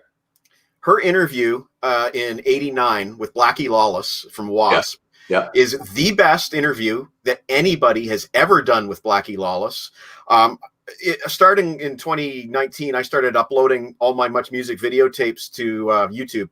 And that video's been probably my most popular upload is her excellent 1989 interview with Blackie Lawless. Fantastic. I'll share that with her for sure. She was great at that, like she had a gift for kind of, I told her, I like the fact that she wasn't afraid to go after people for the real answer, without being obnoxious about it. Right. She didn't let them off the hook on anything. Yeah. And that was her greatest strength. So I'll definitely share that with her for sure. Yeah. And that's not just from me. That's from all the feedback I'm getting from viewers. They just loved it. She'll be happy to hear that. That's and that ironically enough, in Brent's book, I also learned that speaking of Wasp, they were the first video ever shown on the first Pepsi Power Hour. Yes, it was. I Want to Be Somebody. Yeah. You know what's crazy is I found in my videotapes, I don't even know how I recorded it. I didn't know I recorded it, but I have on my tapes the very last episode of the Pepsi Power Hour ever broadcast in '91, hosted by Michael Williams. It was in Calgary in a metal fabrication shop. The very last Pepsi Power Hour, and as a sign of things to come, they played Temple of the Dog on that show. Oh, there was the sign of the times. No kidding. Yeah, changing of the guard. Wow, it really was. Wow, that's crazy. I didn't know that. Yeah, I just found it on my tapes. It's like I didn't know I had this. Yeah, that's cool, Mikey. Yeah, you should check it out some night, Brent, when you're hanging around home and not much going on. COVID. Check out all the Mikey's interviews, man. He threw up a ton of them. It's like a landmine. He'll shoot me a message saying, "Hey, dude, I'm posting this. You remember this one?" And I'm like, "Yeah, I think so." Then circling back real quick to Rick Emmett. Yeah. Some of the best Power Hour interviews I have are Rick Emmett. 3 episodes in particular. I believe the first one might have been Erica M. The second one was Lori Brown, and the third one was Steve Anthony. 3 amazing interviews. The guy was just so instantly into it and just forthcoming. And in 2 of them, he played guitar and just He is first of all, he's a super smart guy, but he cares a lot. Like he is not an asshole. He is not like, I'm Rick Emmett and here's what's going to happen because I'm Rick Emmett. He is like, so let's talk and I want to share this stuff with you. And I feel strongly about it. And let's have a good time talking about it. He is a fantastic human being. Yeah, he's a conversationalist. Yes. He's not give you one line. Yeah, it was a pretty good record. No. Like he's a fantastic guy. I can't say enough about him. He's great. And I can't wait for the both of you to hear these episodes with him. Yeah, Like I said, I just split them up into 3, but like it's funny, it's insightful, and he's like the perfect guest. That's awesome. So to wrap up, I mean, we still got to hit these 2 other books. So I'm glad you guys aren't. Geez, we're at an hour and 45 minutes. What day is it? It's Monday. I got to go to work. Yeah. So to wrap up, No Sleep'Til Sudbury, which is how I liked it when I rapid read it first, was you start off basically with Iron Maiden. And you bookend the book with Iron Maiden. But in the middle part, the chapter, So Much for Hollywood, Yes. you talk about the time you went to see Iron Maiden at Cops Coliseum. Oh, yeah. Blaze Bayley singing with Dio and Dirty Deeds opening, and Steve Harris giving him the old stink eye when he was hitting the bum notes. And you talked about, did you say you were like almost disenfranchised when you walked out of that show? It was like, Well, what I said in the book was that it was like visiting your friend in the hospital. that's right. Yeah. It was a terrible moment for me because you were seeing your friend at their lowest point, and I hate saying that because I love Iron Maiden and I have full respect to them, right? But it was like seeing your friend in the hospital. It was I almost wish that I hadn't gone, to be honest. I can relate to this. I bought a bootleg of Iron Maiden from the Virtual 11 tour with Blaze, and he was so off key, and I felt like I wish I'd never heard this. Yeah. I empathize with the poor guy because he's following up, one of the greater metal vocalists of all time, really, and he was just maybe a little bit out of his depth. You can't blame the guy for giving it a go, but like it wasn't his place, and I think that was kind of figured out, and he went on his way. And his solo stuff is great. Incidentally, Harrison from Australia is an absolutely massive Blaze fan, and he likes that bootleg that I dislike. So it's all about perspective, I guess. For everybody out there who cringed when they saw the Blaze struggling, there's somebody out there who just it clicks with them. It's about key, and it's about range, and it's about like he's a great singer, right? But that just wasn't his place. Yeah, history's shown that. Yeah. And then you talk about going back and seeing them on the reunion tour with Dickinson, the Brave New World. Yeah. And then you really got into them when they announced in 2007 when they were doing the Somewhere Back in Time tour, basically the remake of the Power Slave tour. So there's No Sleep. This is No Sleep right here. Yeah. Off with Power Slave 84 and ends with Power Slave 2008. And the thing I found most interesting, the fact of not that you went to see Iron Maiden those 4 times, the fact that you roll solo to these shows. Your check is in the mail for holding that book up that many times, by the way. I still got 2 more to hold up. So we're like, what do I owe you? Jesus. Your time, man. It's a commodity. No, you know what? It was funny because I'm how can I say this? Maiden, they were like an absent friend. I said that earlier. Like they were super important to me. I opened the book with Maiden. I closed the book with Maiden. And that was just, I wanted to talk about them because they kind of represented very clearly like how close I was to music back then. They were my band. Like they were the band that was writing music for me. Like I felt super connected to those guys. They felt like they were my friends. And to this day, I'll see a picture of Dave Murray online and think like, I feel like I know that guy, because you spend so much time listening to their music and it's almost like you feel like you know them. It's very odd. It's a strange thing, but I love the band. And I get it.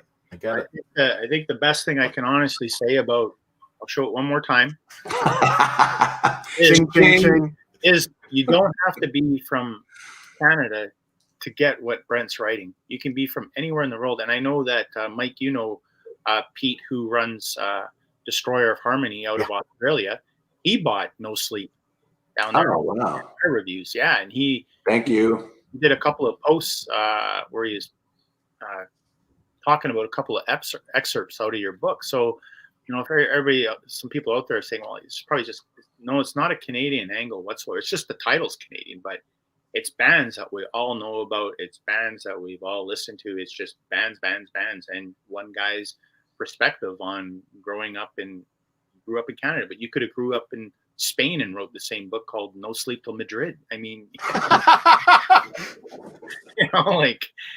think I'm going to write a book called that.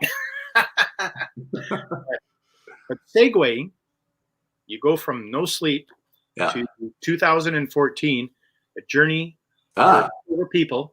Look at that. Through post Rock and Roll America, which is the promotional tour you did. One more time. This guy's got show and tell. So I had to have proof here so he doesn't think I'm fibbing him. But this is another great book because you talk about doing that promotional tour in the States with a fellow named Christopher Long. That's right. As you call him, the Pink Chief. That's right. And I laughed my ass off, man, like how you guys hooked up through email. And the thing that really made me laugh was when you started just calling him by his last name. Okay, we're on. Okay, we're set to go. And then you're talking, Jesus, it's like I already know this guy. Could he be like some kind of psycho guy or whatever? And you even brought your buddy Steve Fleming, along down with you to ride just to make sure everything was kosher. But it's pretty cool. It's another great read where you talk about your experiences down in the U.S. when probably people didn't even really know who you are at these bookstore record shop signings, and it's just funny but you intertwine it all again with music. We're listening to music from city to city. It's awesome stuff. I've always said that music is kind of like alchemy a little bit, right? Because we take from music what it is that we think that we need, and we apply it to ourselves. Mm-hmm. And music is magical in that way. And for that book, the basic premise of it is that No Sleep Till Sudbury was out. I was promoting it. A guy from Florida reached out to me via email and said, "Hey, I'm writing a tell-all book about Poison because I used to work with them. And why don't you come down here and we'll do a joint signing, and we'll start in Knoxville, Tennessee, and work our way down to Orlando, Florida, and we'll make stops in between." And I'm thinking, like, this is like a Dateline episode unfolding right now, really, right? Like, I have no idea who you are. Okay, I don't know what to do. And so what I did was I Googled the guy, and he checked out, and he was actually an author. And so I said, this can either be really bad or it can be a fun kind of boozy road trip, and I'll bring my buddy Steve Fleming and we'll make the most of it. It'll be great. And maybe there's a book in it. And so there was a book in it because we started in Tennessee and worked our way down through like Macon and Jacksonville and stuff, and did book signings, and all the ridiculous things that happened were like virtually like unbelievable. And it was really funny. And so the reason why the book is out is because I wanted to document all of this like ridiculous stuff that happened. Well, yeah, I mean, some of it was pretty funny, especially the one chapter about the Smashville Predator. Like absolutely true story, by the way. Like lifted her top and the credit card, like all that stuff. Yeah, like Mikey, this girl was buying. Now, correct me if I'm wrong. Brent was buying you guys drinks all night. Yes. And when she went to pay, her credit card declined, so Brent had to pick up the tab. So before that happened, Mike. So she's wrecked, right? Like we're in Nashville. She's like bombed. And she says, "Don't worry, guys, I'm going to pay for all the drinks." And she like barely can stand, gives her credit card. And the guy leaves and comes back, and he's got that look in his face like, okay, like you guys, like, you got to pay this, right? And so I said, okay, so I'll just pay for it. And she goes, "Hey," she goes, "get out of the way. I'm going to pay with these." And she lifts her and she has no bra on. And like, and I'm like, Jesus Christ, like, what are we going to, anyway. So you got to read about it. Yeah, that's a great one. And also, and like I said earlier, like you have the connection of music. I mean, you talk about the one chapter, Saskadelphia. Yes. You talk about your pal Garvey playing the hip down there. Yeah. And people just hearing it as crickets. Like they just did not get Canadian music. They did not get the hip down there. And you know, you talk about meeting Jack Starr from Virgin Steel, actually sitting at one of your shows, and you know, it's just pretty cool. It's amazing how you got a book out of that. Just I know you just people watch, I guess. I mean, stories to tell. You know, it was a lot of fun, man. It was a lot of fun. The Smashville Predator, man. I howled at that chapter. That's pretty crazy. You managed to stay out of jail. That's the important thing. Yeah, you got to stay out of jail. So then from there, you and your pal Garvey. Are you kidding me? Went out west. Look at that. Unbelievable. I should be paying you for this right now. This is book number 3. He's got the complete trilogy. I know, right? Trilogy. Wow. That's why I was hitting on him for book 4. Come on, man. Yeah, well, you know, I'm fascinated by the fact that there's a 4th book coming. I hope you avoid the curse of, you know, Kingdom of the Crystal Skull or the Phantom Menace. That won't happen. Okay, good. Don't worry. So basically, Mikey, the premise of this book is Brent and his pal Garvey head out west, Alberta somewhere, I think it was, right? Mm-hmm. Banff. Yeah, Banff. Love Banff. They rented a cabin, and that's an interesting story in itself, just getting there. And they basically sat around all weekend with beer and party treats and an iPod on continuous shuffle and whatnot. And you got another book out of that, which is like truly crazy. But even though music is the main thread, of course, you guys were listening to all kinds of music like Alison Moyet, Go-Go's, like whatever came up on the iPod, you guys just discovered. It wasn't like just Metallica and Van Halen and all that stuff. It was everything. So the reason why that book is important is because that gave rise to the podcast. So that book was, in essence, me and my buddy who we've been talking since high school, and maybe even beyond that, or before that rather, about like the music that kind of makes your skin vibrate. And before that was a catchphrase, like, why do these songs make you feel the way that they do? Mm-hmm. And so we said, you know what, I've got like a huge list. We've been talking about this for a long time. Let's go out somewhere and really kind of like dig into the how and the why of this. And so we decided to go to Banff, and he brought his iPod. It was like, you know, 2012 or whatever it was. He brought his iPod. I brought my iPod, and we bought a sound dock, and we just went back and forth. And I had a list of like 84 songs, and his was 90 or whatever it was. But we went back and forth, and as the song played, we explained why the music made us feel the way that it did. And you can imagine, Mike, the conversations that resulted from this. Yeah. And they just went in every different direction. So we recorded the entire thing, because I thought there's definitely a book in this. And we recorded it. And the book basically is exactly what happened over, I think it was like 4 or 5 days of us going through all of those songs in detail. But it was cool because as we went through, like your music kind of tells you who you are. Really, like the music that you gravitated to at certain points of your life tells you who you are as a person. It really does. And you can learn a lot from that. So he was hitting me with like Aretha Franklin and like Miles Davis and stuff like that. And I was a metal kid. So I'm going, you know, Iron Maiden, Metallica. And I'm thinking like, Jesus Christ, like, what does he think of this? And like, what do I think of him? And like, there was this weird subversion going on.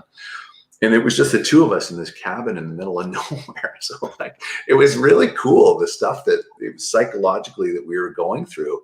And the book kind of is a document, you know, that kind of outlines all of that. But the important thing is that when the book came out, people said, I wish that I could do that. And Joel McIver, who's a writer in England, read the book and said, you know what, you should start like Jensen rock tours or something and take somebody, you know, take people out in the woods with you for the weekend and do that. And I'm like, well, first of all, it's kind of weird. And second, you know, I don't know if I want to do that. So I said, like, how can I extend this idea? And the podcast came from that. So the podcast was born of this idea of, you know, why don't you come and talk to me about 5 songs that make your skin vibrate? And that's where the podcast, you know, came from. And that's how it started, was a direct extension of that book. That's cool. Yeah. I've never had, unfortunately, a road trip with those kind of deep musical conversations, so I'm kind of intensely jealous. I should tell you one thing, though, that you'll find cool, and Deke knows what I'm talking about here. This is going to be the 20th year, or I guess it was this coming year will be the 20th year. Eric Litwiller, the lead singer of local band Max the Axe, and his buddy Tom Moorwood throw a music festival every summer on a private farm called Sausage Fest. Okay. And they tabulate votes from all of the people that are coming that year. We all have to write down 100 songs, and the songs are weighted. You know, a number 1 is worth more points than a number 10, for example. Okay. And they tabulate them, and then for 2 days in July, we sit in the woods, camped out with a massive sound system running on a generator, and we count them down, all 100 songs. And I've discovered so many bands this way: the Raconteurs, Grand Funk. Yeah. I'm drawing blanks here now, but you know, it's been incredible. And of course the musical discussions are great too. But by the end of the night, my voice is gone. I can't talk anymore. So unfortunately, there's no book in there because I can't record it. Yeah, but I think that's something that, like you say, you know, the Jensen tours through the woods is kind of what we're trying to do with that countdown. Yeah, totally. But isn't that great? It's almost like a celebration of good music, right? It's what it is. And it's been every genre. Yeah. And there's magic in that, because literally it's limitless in terms of like the amount of music that's out there. But like there's this power for music to elicit an emotional response, and you get to share that with somebody else. Yes. Right? Like that's the magical aspect of it. Like I have some kind of neat videos. I take a lot of candid videos of the guys while they're rocking out, and you see a lot of guys just kind of pounding their fist in unison, and they don't even realize they're doing it. And it's a joy to see. Yeah. And a lot of these guys are hearing these songs for the first time, and I'll get a whisper in my ear, "Who's this we're listening to?" "Oh, it's Tool," you know? So great. Yeah. And like so educational too. Yeah. I said, discovered so many great artists this way. That's the thing. Mikey puts a ton of effort into it. He'll send me Sausage Fest intros from, that's not going to happen for another 9 months because he's passionate, right? Yeah. Passionate about putting that set list together for everybody to enjoy, enjoy the weekend and enjoy the weekend of all, like he says, all genres of music. Someday I'm gonna get out there and see what this is all about. But Brent, before we go, okay, gotta ask you about something, and this is gonna blow Mikey's mind. Again? I don't have, dude. I mean, it's been a night, man.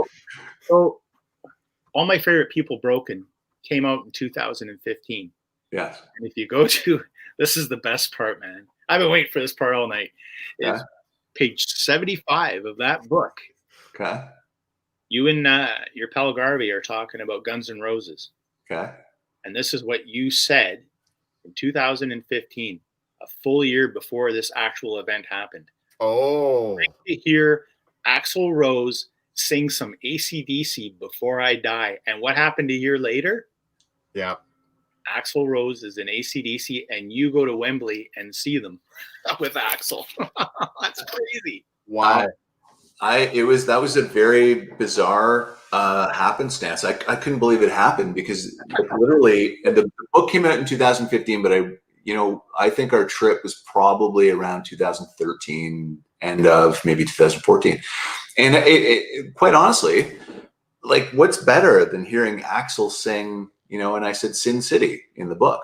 Like one of the kind of hopes of mine, and it would never happen, was that Guns N' Roses would cover Sin City. And I thought, like, how fucking cool would that be? Like, to hear Axl sing that part. And sure enough, like, it just happened. And I said, I was talking to my friend Rachel Sumner, who's English, and she works here in Canada. when we found out that he was filling in, Axel was, she's a big fan too. And I said, we got to go. Right. And so we jumped on a plane and went to London and saw them play at the Queen Elizabeth Olympic Stadium just outside London. And he sang Sin City. And it was like a life enriching experience for me. He did like the can, at the very end, he said, like, bring on the dancing girls and put the champagne on ice. Like his fucking leg was broken and he still did that. Like it was, one of those moments. Unbelievable. Well, that's awesome. I think I sent you a message after I read it calling you a prophet. It's like Nostradamus. Oh, that's hilarious. So, but, well, friend, I think we got all the bases covered, but, thanks so much for doing this for us tonight. Maybe real quick, we should plug, Brent, where can we buy the books? Where can we buy the t-shirts? Thank you. Amazon, there they all are. Amazon is where you get the books, and, simple search, like just go on amazon.ca, amazon.com. Buy the books there. The mug is not available, but if you email me, I might be able to get you one. The shirts, email info@brentjensenmusic.com and I will get one out to you. There you go. I've got a box around here somewhere, and yeah, just email me that. And the reason why they're not readily available is because that's a limited run. So I only printed like 40 of those. And so if you want one, send me an email at info@brentjensenmusic.com and I'll get one out to you. Yeah. Or alternately, pay an inflated price by emailing Geek at $200. Right. I'll inflate it like Amazon does with some of their vinyl. No, let's not go there. Well, that's a whole other hour. Seriously, man, thanks for hopping on with us tonight and just taking the time to answer all our questions about your books and your everything you're doing, your podcasts. And, I know Mike did this as a huge favor to me because I said, look, I'm going to shoot a message to Brent and, we got to get a guy on like him. He's another one of those musical encyclopedia guys that I just pick his brain instead of trying to message you all the time. And I remember you sending me that message saying, do I have to do prep? No, you don't do prep. Like we don't do prep. And then last week I thought, I got to start doing some shit. I'm going to go all over the roadmap with this. And damn it, I forgot talk about the Alice Cooper sword show, but we'll see. Beak, you remind me of the old SCTV character Brock Linehan based on Brian Linehan, where he'd be like, September 28th, 1977, you were at, Totally, you're Brock Linehan, Martin Short's character, Brock Linehan. But hopefully, perhaps sometime down the road into next year, you come back on with us and we'll see where everything's at. And book number 4. I would love to. Awesome. I'll tell you guys, this was a pleasure. This is a lot of fun for me. And again, I want to thank you for your loyalty. I've seen your show. I believe in it. I love it. I love what you guys are doing. Thank you. And we all help each other, right? So thank you very much for having me on. And thank you to everybody who stayed on this long. I appreciate it. Hanging in there. Thank you. We don't know when to shut it down, so we have to kind of pull the plug on ourselves eventually. But thanks. We'll keep in touch and we'll definitely get you back on down the road, and we'll see. We'll do another 5 songs that make our skin vibrate. And I would love to. Yeah. Stay safe and keep on bringing us the rock. All right, I will. Anytime. Thanks, guys. I appreciate Take care. Yeah, take care. Ciao. Bye-bye. Bye-bye. So, Deke, if you don't mind, not at all. If you just want to stick around just for a few more minutes, sure. Because I screwed up the YouTube broadcast. I just want to show off what I didn't show off on YouTube, which are these new arrivals. Def Leppard Rock and Roll Hall of Fame EP. Lana, I don't think you saw this. This was the Record Store Day limited edition EP featuring Brian May and Ian Hunter. 5 tracks: Hysteria, Rock of Ages, Photograph, Pour Some Sugar on Me, and All the Young Dudes, which, according to John T. Snow, is a song that Joe Elliott recorded with the Down and Outs. No kidding. Then there was Jealous Again EP, which I showed off with Brent, featuring that song Waitin' Guilty. Can't wait to check that out. That seems to be basically a new song to us. Then we have Frank Zappa picture disc, Peaches en Regalia, 4 versions of Peaches en Regalia from a release called The Hot Rats Sessions, which I'm assuming must be a box set. And what I didn't say earlier is the reason I got this especially was because Peaches en Regalia was the only Frank Zappa song that I had played at my wedding reception. There you go. No way. And finally, I may have misplaced it, but I had John Norum, his debut. There it is. Out of Control. Nice. John Norum. Amazon didn't have it. Do you remember I pre-ordered this on Amazon? Forget about it. They didn't get it to me. Encore did. No issues. I bought it on cassette around the time I went to see them when they opened. He was in Dawkins' band. Right. Yeah, the Don Dawkins Up for the Ashes lineup. 6 bonus tracks on this, including an entire live EP called Live in Stockholm. Nice. So that is pretty sweet. And then, of course, we already saw the Jeff Scott Soto earlier, and we talked about him a little bit.